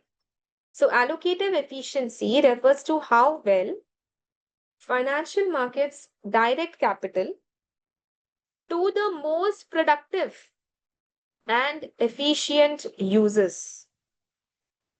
It ensures that funds flow to the companies with the highest potential returns. What does it say? It ensures that funds flow to the companies with the highest potential returns. Look at the example, you will understand it very easily. A startup with a renewable energy solution secures funding, while a declining coal based company struggles to attract investment. Why? Because everyone now looks at a sustainable future. Coal is no longer sustainable. So the market is not directing capital to the company which is into coal. So the market is said to be efficient because it allocates resources to a company contributing to a sustainable future. So market is efficient because the company which is providing a sustainable future is getting the money. So that is allocative efficiency. The financial markets directing, that is giving direction to capital for their most productive use.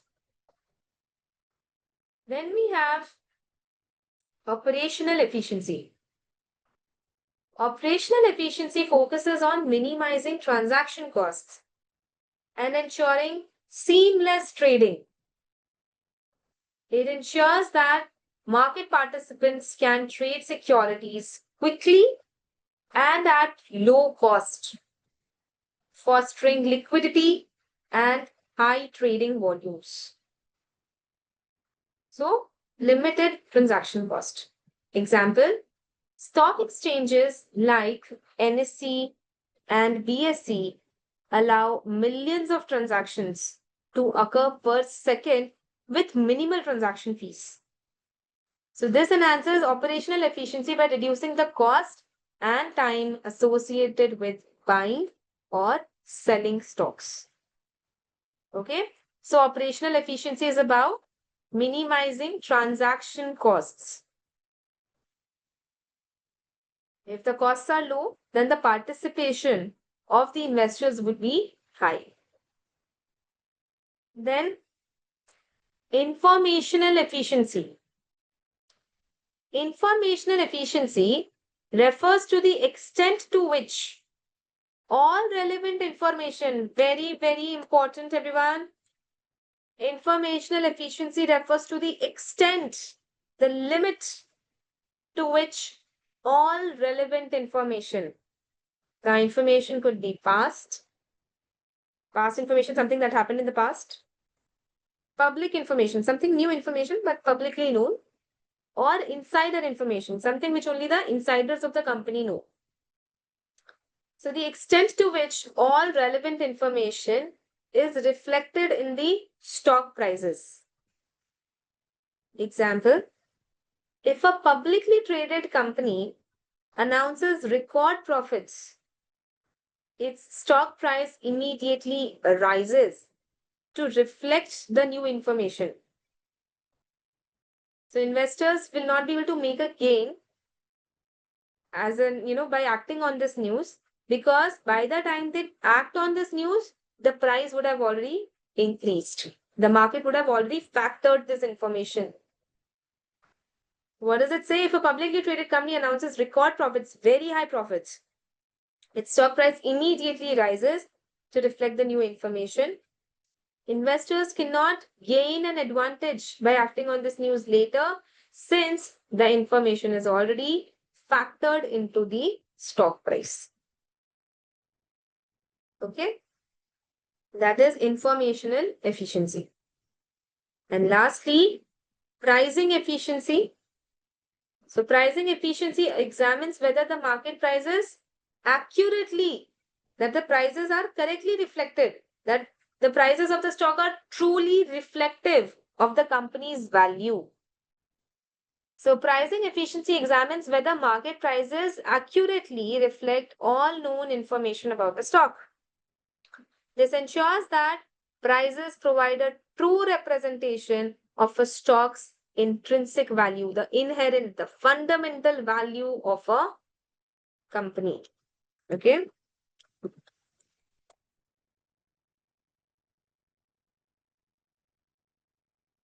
Example, there's news that a pharmaceutical company has received approval for a breakthrough drug. In a pricing efficient market, the company's stock price will increase to reflect the anticipated growth in future earnings. So, together, these efficiencies contribute to a well functioning financial market that drives economic. Okay. So, all these efficiencies have to coexist in a market for the market to be truly efficient. Please read through it once. I'll give you some time to read. And let me know any points you want me to explain again. The examples should help you. Read through it.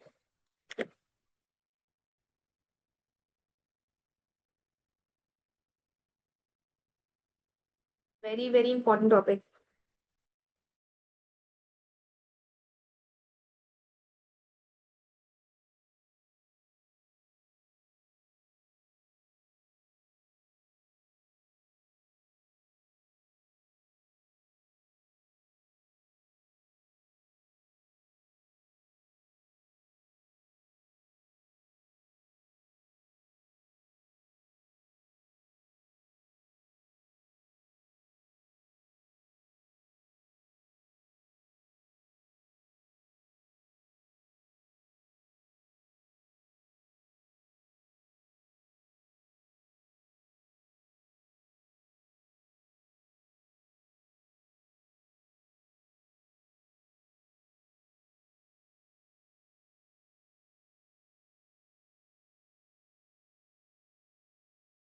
So pricing efficiency very simply means that, some companies, they are good companies, right?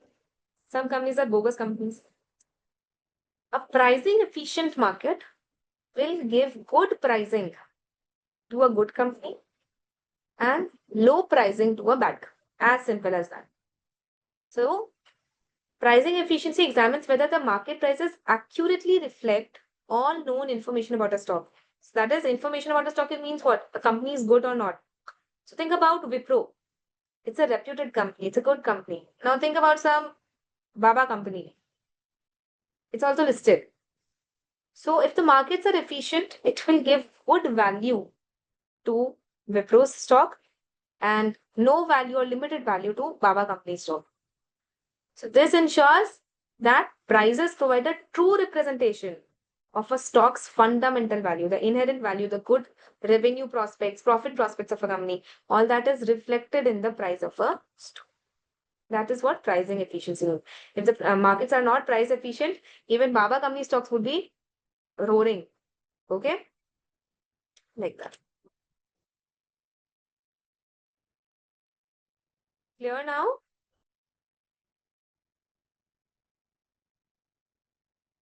Let me know if still there's any doubt. Is that company which is good in reality, so price should be reflected accurately according to the company's nature. Yes, the company's nature, the company's fundamental value. Absolutely right.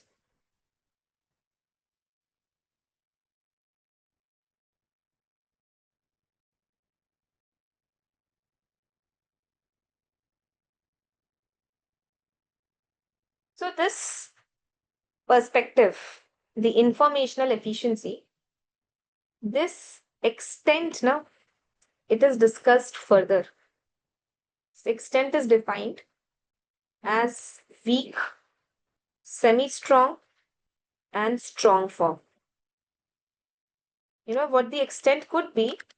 It is defined as weak form, semi-strong form, and strong form efficiency.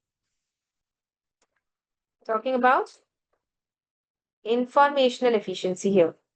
Okay. Market means the overall market, not the apps. Okay.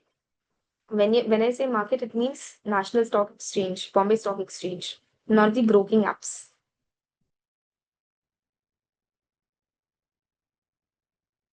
Okay. So informational efficiency, what did it say? Refers to the extent to which the information is reflected, whether it is the past information, public information, or insider information. Now let's talk about this extent in the note below.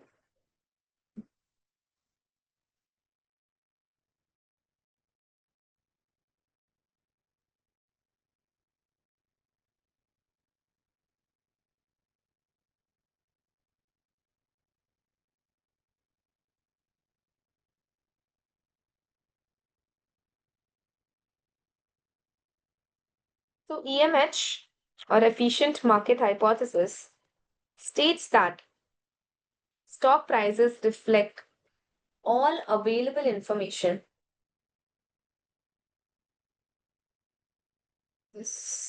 Yeah.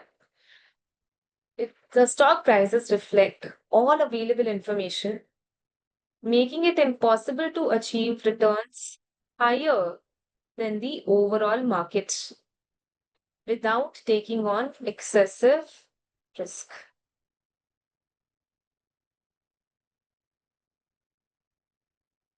It classifies the market efficiency into three levels. What does it say? That stock prices reflect all available information. See, some news came out about a company, okay, and the price has already increased. Now, will you be able to buy the company's stock and sell it at a higher price to make a gain? No, because the news got factored in the price. If you follow business channels, you would have seen this a lot of times. Some breaking news comes about a company, and the ticker of the company's stock, it would have reacted to it already. So if you try to react to it, you won't be able to make a gain out of that news. So that is what EMH states.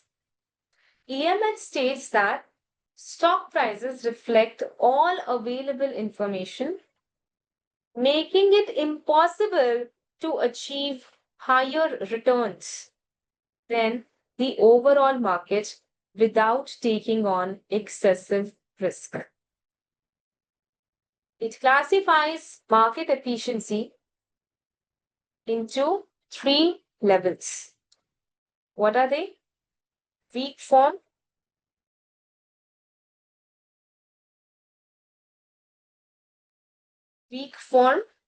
semi-strong form, and strong form efficiency. What is weak form efficiency? In a weak form efficient market, share prices reflect all historical price data. So you might know that there is chart analysis done for predicting the stock movements. Anyone knows about it? That the stock prices has increased up to this level in the past, so it is expected now it will also increase up to this level, or it will correct from this level. That's all historical price data. So in a weak form efficient market, share prices reflect all historical price data. This means technical analysis, that is chart analysis, which involves studying past price patterns or trends, cannot lead to better returns. What does it say? This means that technical analysis cannot help you to outperform the market. Okay?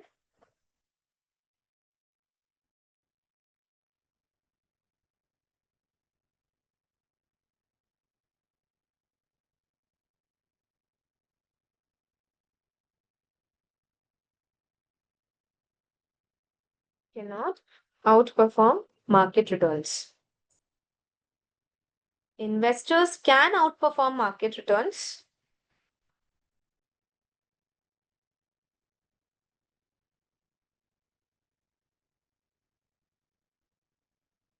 by using public or private information. Okay. So example, suppose you analyze the historical prices of Apple and notice a recurring upward trend every December.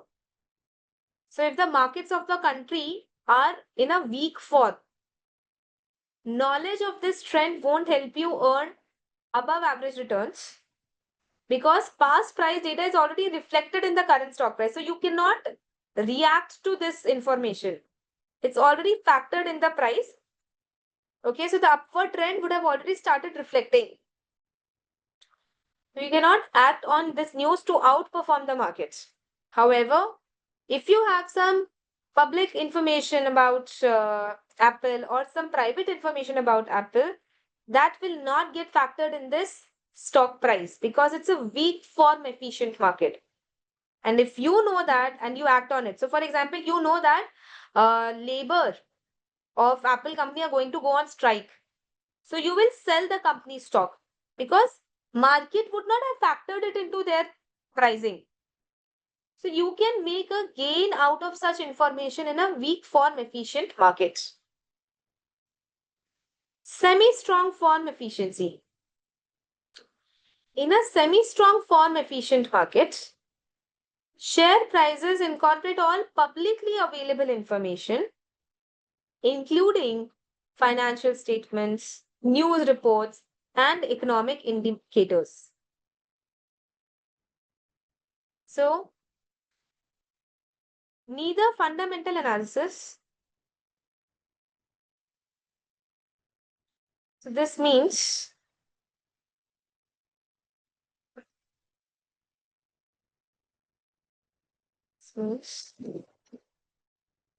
fundamental analysis, evaluating a company's financial health,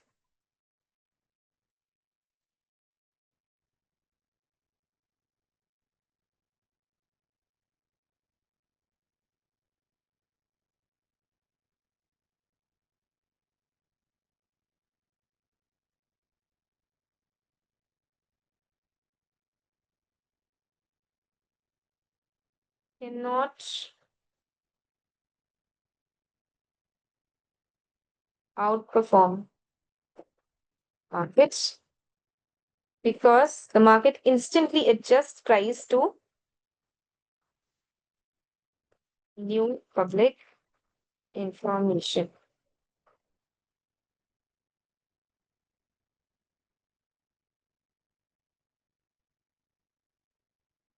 Okay. Investors can outperform market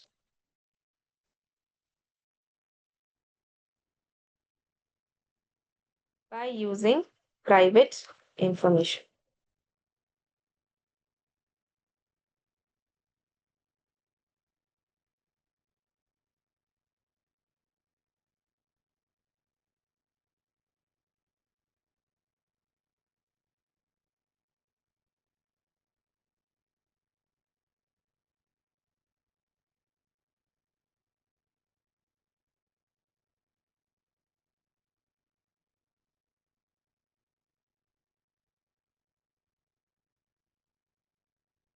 Okay.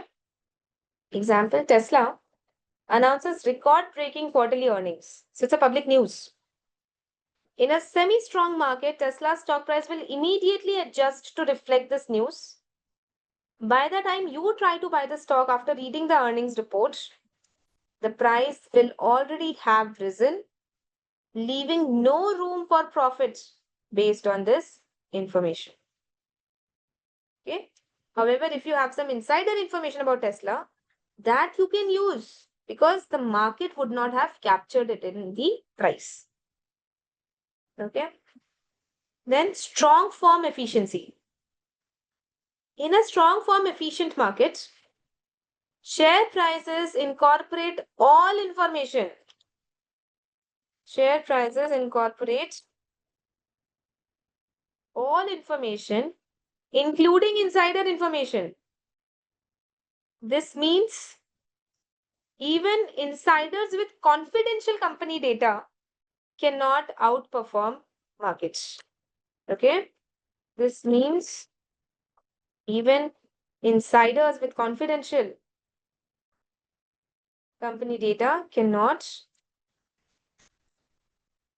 outperform markets.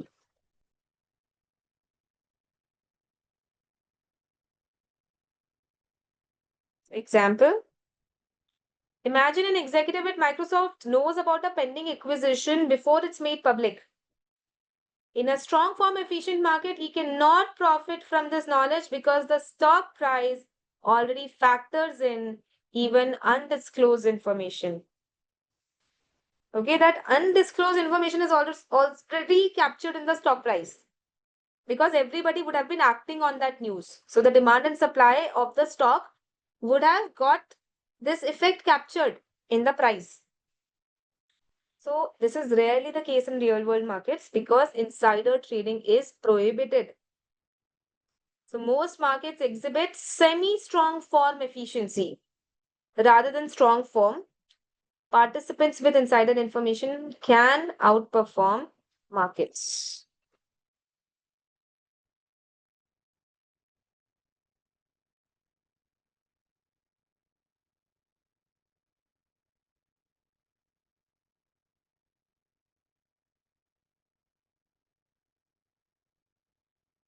Because it is already reflected. You do technical analysis, Alok, on past data. That in the past, the stock moved, up from 100 to 130, then again corrected to 125, again moved to 150, then corrected to 145. So that is a past price pattern. Now the stock, because it's in a weak form efficiency, it would have already reacted or behaved in that same order. If you are waiting for it to fall, it would have already fallen at that point. That is why you cannot make abnormal gains by doing technical analysis. However, if you have some information about the company's stock, that can help you to make gains. In a semi-strong form, past information is also incorporated and public information is also incorporated. So to make a gain, real gain out of the markets, you need to have insider information. Even news cannot help you make gains.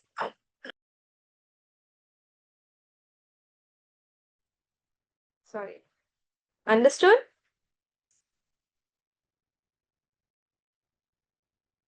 So we do technical analysis after the historical data or event already done or repeated. Yes. So technical analysis is done on the past data. Now that has already happened, and if it is expected to repeat now, that trend would have already started to show. So so look at this. Historical prices of Apple Inc., you notice a recurring upward trend. That is, every December the stock goes up. So in a weak form efficient market, knowledge of this trend won't help you because past price data, that this pattern, it would have already started reflecting in the current stock price. Maybe that pattern was observed in last December. This December also the price would have already increased. So if you want to, buy the stock, then make gain out of the increase, that you'll not be able to do. The trend would have already started. Everyone would have started behaving in that manner to make a gain. So you'll not be having the scope or space to make a gain because everyone would have started doing this activity. Read through it. I'll give you some time. It's a very, very important topic. Weak form, semi-strong form, and strong form efficiency. Just read through any doubt that comes to mind. And let me tell you, across the globe, semi-strong form efficient markets are observed. And if you get access to insider information, you can make abnormal gains. And that is why it is prohibited. So that no one is at the mercy, because no one can be made a gain out of their expense. Okay, just imagine you and me, we are all small retail investors and some big hands, some big fish, they have insider information. If they start, reacting on that news, who will be, see, if someone gains, another person loses. Somebody's gain is another person's loss. Now, if this gain is out of some information which they got access to, don't you think we will be at an unfair position? So that is why insider information is, prohibited. And if you are working in some companies, they might prohibit you from engaging in trading in their stocks also. So that is why, because of semi-strong form efficient markets which are observed across the globe. Please read through. Go slow, no hurry. Let me know if you need any help.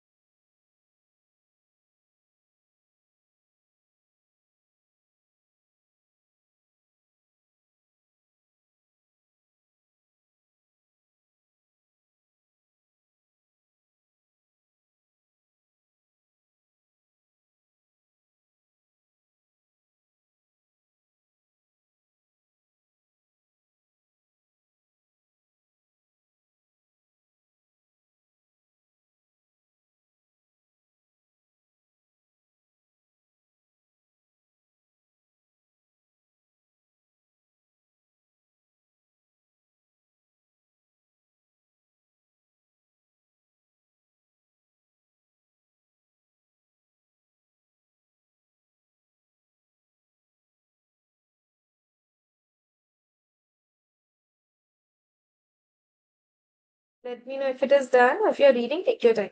Let me know when you're done.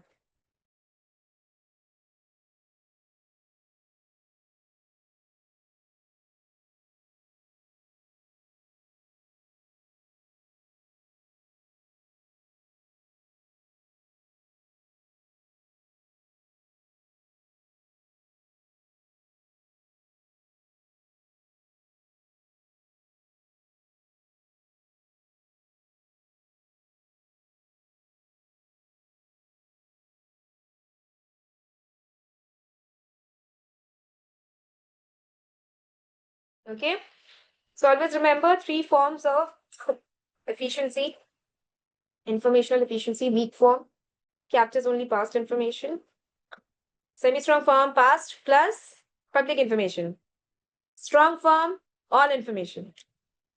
So now there's a paradox which arises because of this. Let me explain that.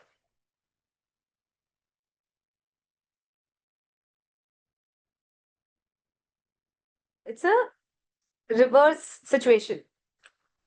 Paradox. So for markets to remain efficient, so, so for markets to remain efficient,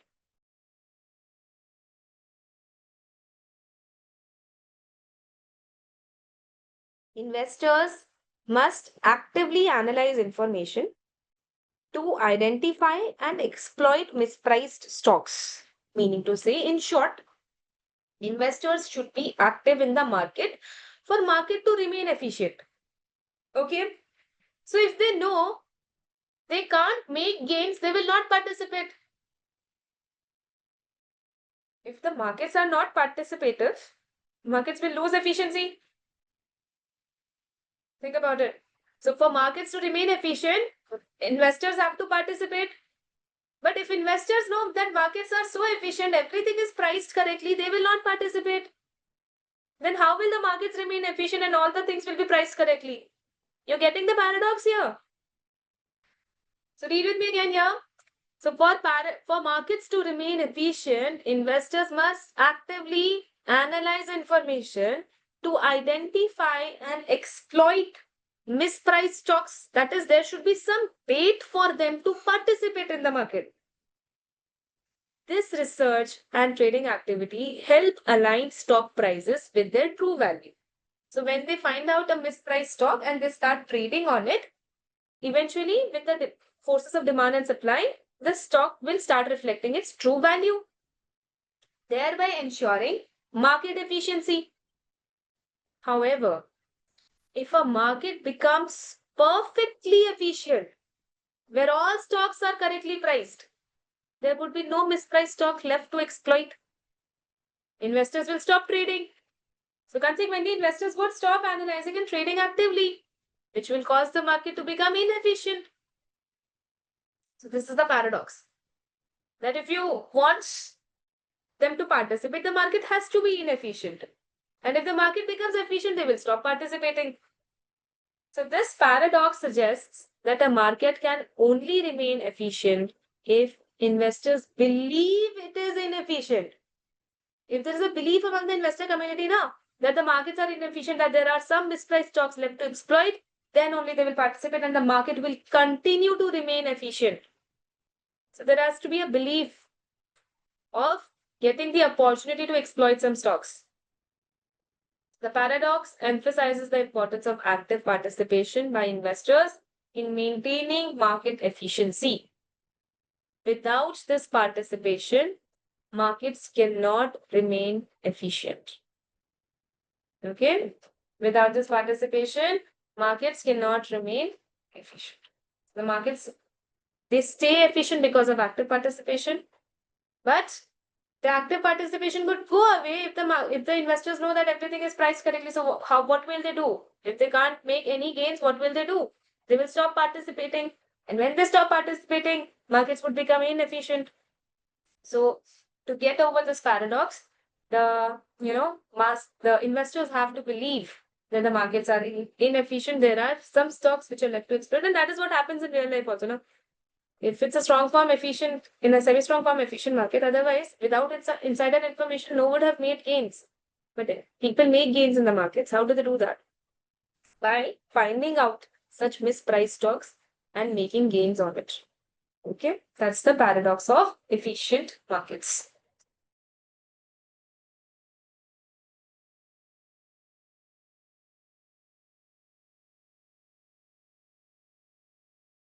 Okay. So that was about efficient market. Please consider that as an important topic, something you will look back before the day you go for exam. It's an important topic. Sometimes, it doesn't ring in your mind as much as it should. So consider revising it. Now, what are the factors influencing interest rates? Number one, inflation. Higher inflation often leads to higher interest rates as the central bank, they try to control inflation by reducing the money supply. Okay. And to drop this point. Sure.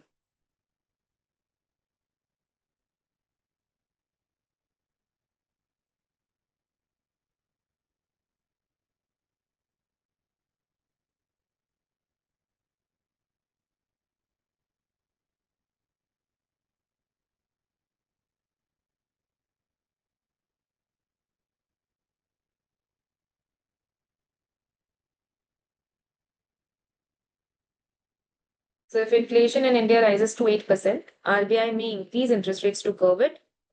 When interest rates are high, it becomes more expensive. It reduces the disposable income.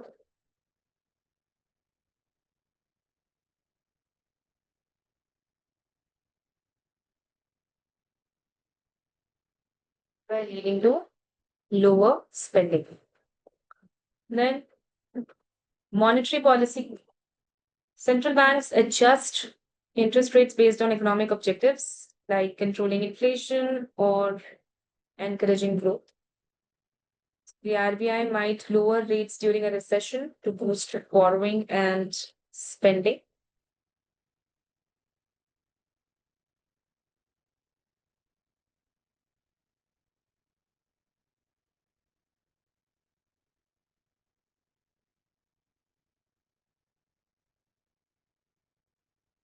Then demand for borrowing, high demand for loans, they push interest rates higher. Example, during a housing boom, increased demand for home loans can raise their interest rates. When there's a housing boom going on, the interest on home loans, they can also go up because of increased demand for loans. Then investors' preference for cash. When investors prefer liquidity, higher rates are required to attract them to longer term investments.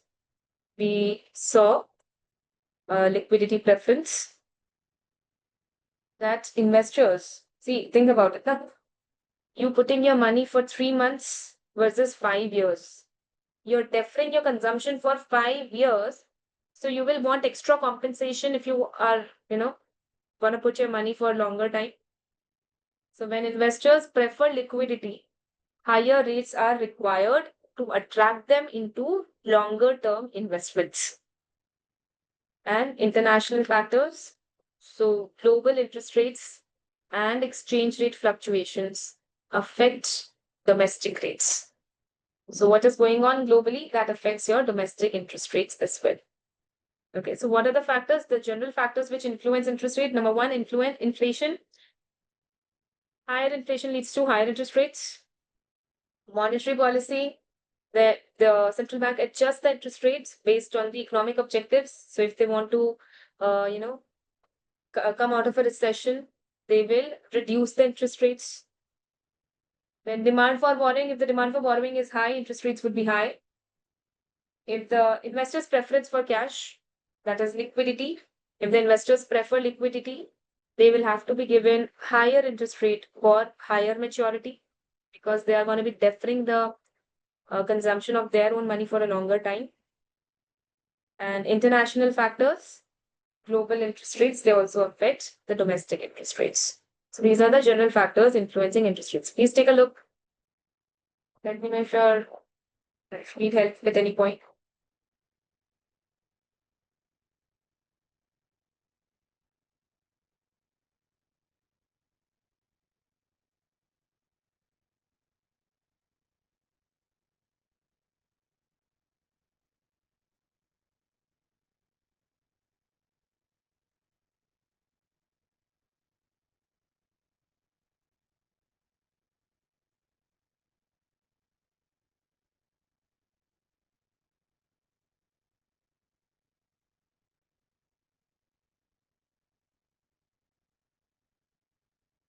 Last point. Globally, if the interest rates are increasing now, it has a transcending effect on domestic interest rates also. That is what the last point is. Global interest rates and exchange rate fluctuations, they affect the domestic interest rates. So exchange rate and interest rate relationship is also something we are going to study later. Yeah.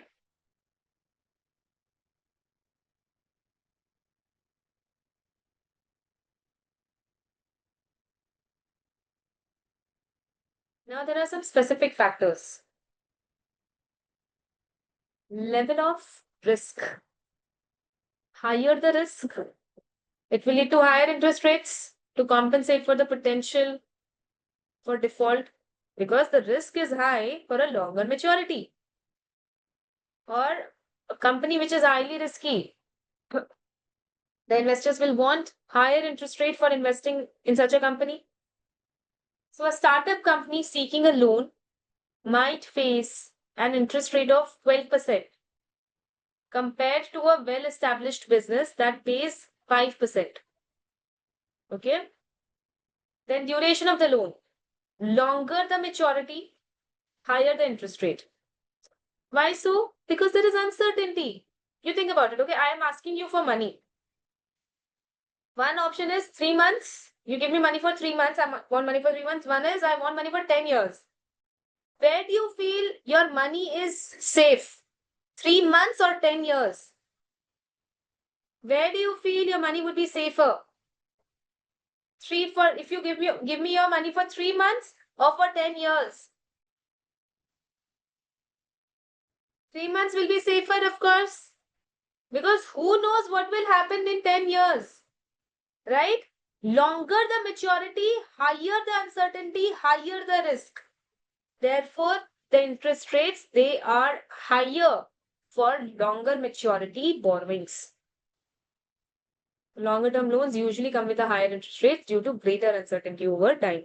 Example, a 30-year home loan may have an interest rate of 6%, while a 5-year car loan might only charge 3.5%.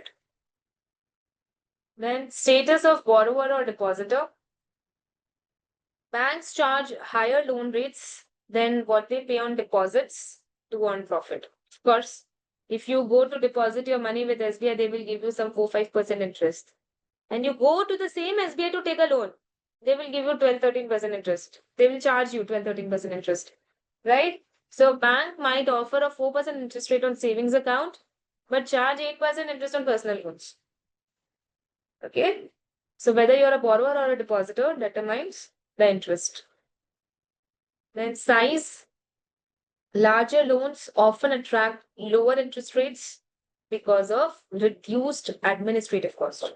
So if the value of the loan is big, the interest rates tend to be lower because of lower administrative expenses to manage the loan. So a $10 million corporate loan might be charged 4%, while a $10,000 personal loan might be charged 6%. That's very much possible.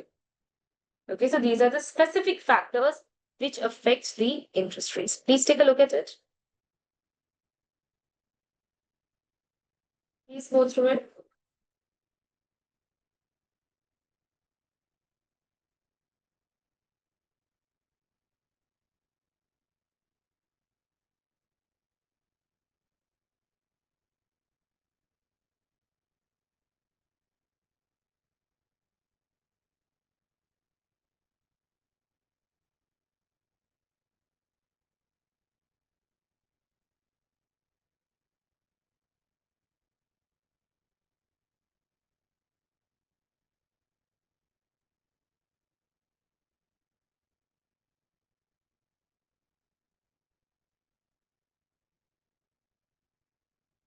So size of the loan, basically the value of the loans.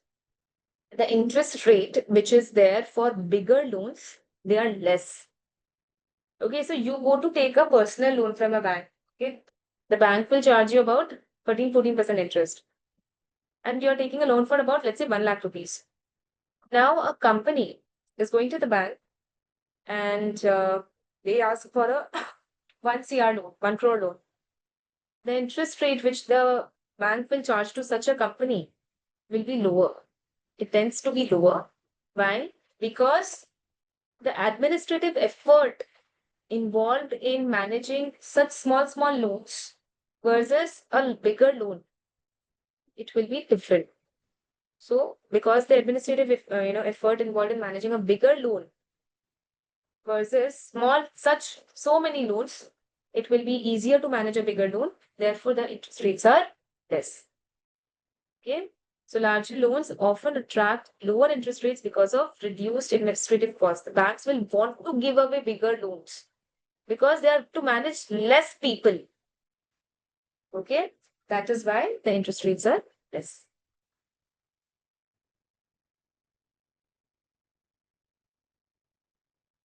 Okay. The next topic is yield curve.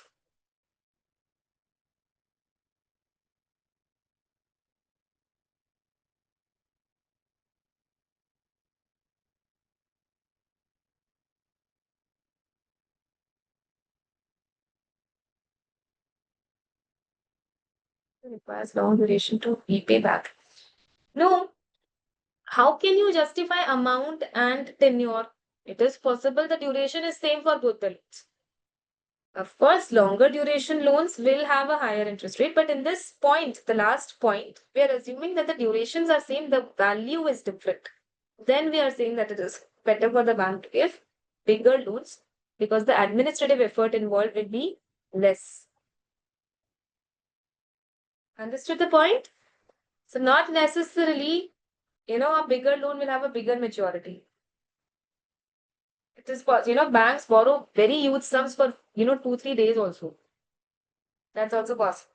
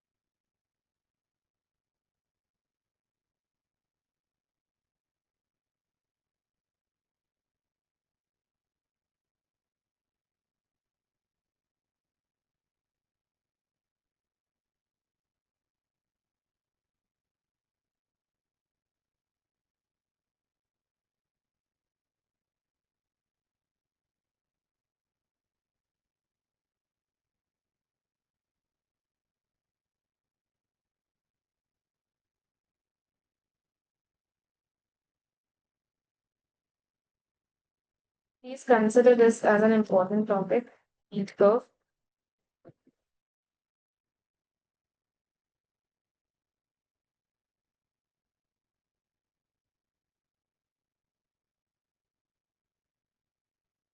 See, we talked about treasury notes, right? What are treasury notes? Government bonds.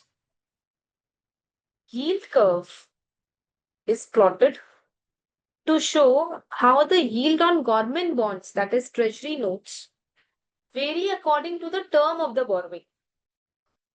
That is, a 3-year treasury bond, a 3-year treasury note gives a 5.5% return per annum. A 5-year treasury note gives a 5.8% return per annum. Okay? So the curve shows how the yield on government bonds, that is treasury notes, vary according to the term of the borrowing. The curve shows the yield expected by the investor, assuming that the bond pays all of the return. It's a per annum return, okay? Please be careful. This is 5.5% per annum, 5.8% per annum. The assumption is that these bonds, they pay all of the return as a single payment on maturity. That is, there are no annual coupons. That's the nature of treasury notes. Now, they are discount instruments. They're not coupon bearing instruments. They're discount instruments. So they are issued at a discount and the repayment is done in a single go at the end. So that is what the fundamental assumption of even yield curve is. The curve shows the yield expected by the investor, assuming that the bond pays all of the return as a single payment on maturity. Government bonds or treasury bills are risk-free securities, right? Because it's backed by the government. So investors of corporate bonds. What are corporate bonds? Bonds issued by companies. So investors of corporate bonds require a return which is higher than the risk-free return on government bonds. So the extra return which is demanded by investors over and above the yield on such government bonds is called corporate credit spread. What is it called? Corporate credit spread, the extra return desired by the investors for putting their money in a corporate bond instead of a government bond. Okay. So what does the yield curve show? The yield on government bonds of different maturities. Okay. You will see that it is upward sloping, meaning to say that longer the maturity, higher the yield. Okay. So there are theories for yield curve which support the shape of the yield curve. Very, very simple, something that we have just covered. Expectations theory. So if the interest rates are expected to increase, the curve is normal. An upward sloping yield curve is called a normal curve, because the expectations are that the interest rates will rise in the future. Just like, there is expectation that there will be slight inflation, interest rates are also expected to rise in the future. Then the curve is normal. The curve may invert if interest rates are expected to decline. Liquidity preference. Liquidity preference is what I was just telling you. What would you prefer? Investing for the short term or long term? Short term.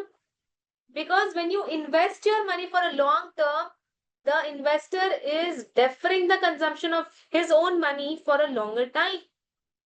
So he needs compensation for deferring the consumption for a longer time, more compensation.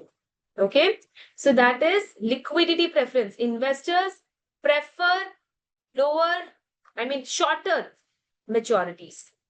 So if you want them to put their money in long-term investments, you have to compensate them properly. You have to give them extra. Yield means return. Yes, you are right, Rupinder. Yield means return on the bond. Then market segmentation theory.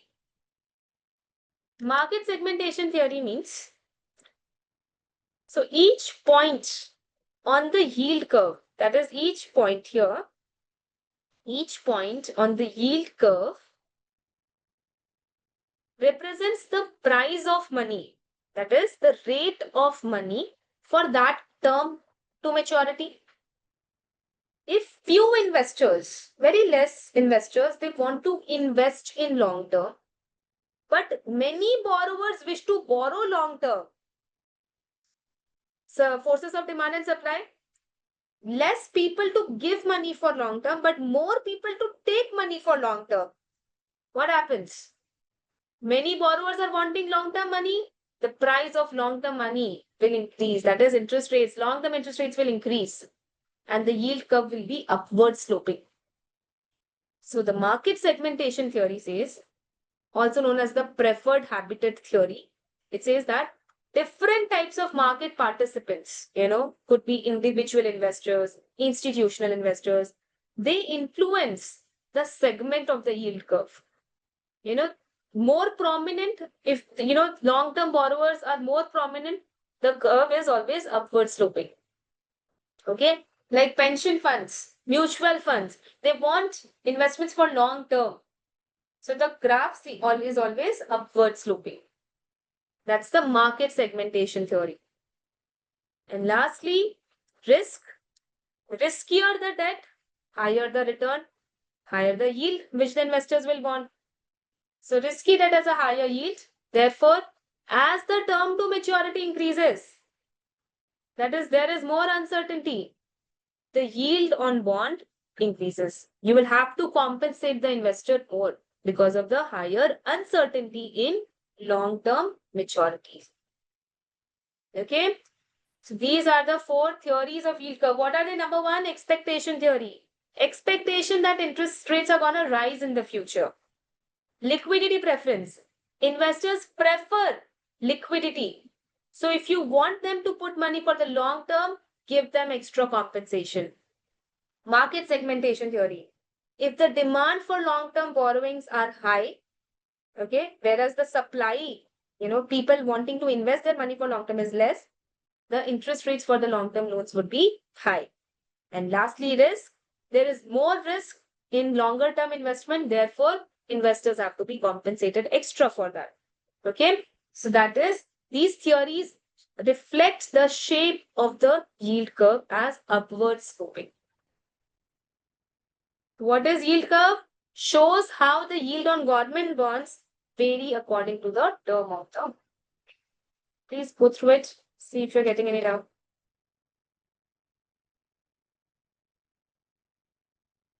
Please go through it.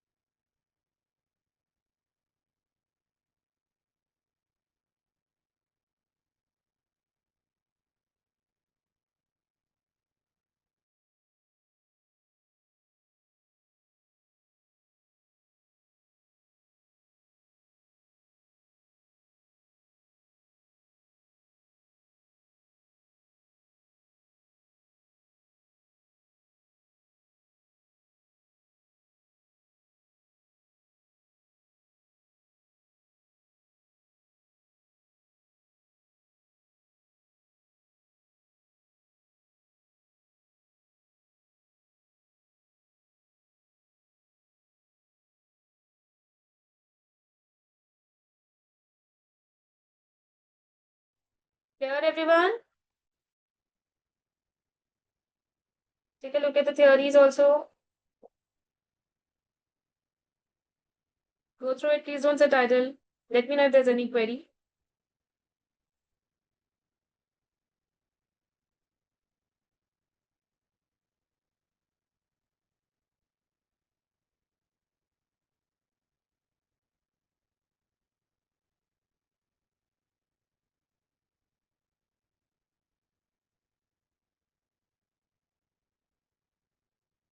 All right. So if there are no queries, we will be wrapping up our class here for the day. And clear, na? And we'll meet next Saturday again. Please revise to chapter 1 completely, solve all the questions. Any doubts, just note down and ask me. Okay, we'll cover everything in the class. And interesting, yes, a lot of interesting topics, something new that you learned, right? So I'm telling you, FM overall is also very interesting. It was more on a theory side today, but a lot of practical aspects also that you will learn. You're gonna love the subject for sure. That's on me. Okay. Thank you so much for joining in today. We'll see you again. Bye bye, and please take care. Thank you.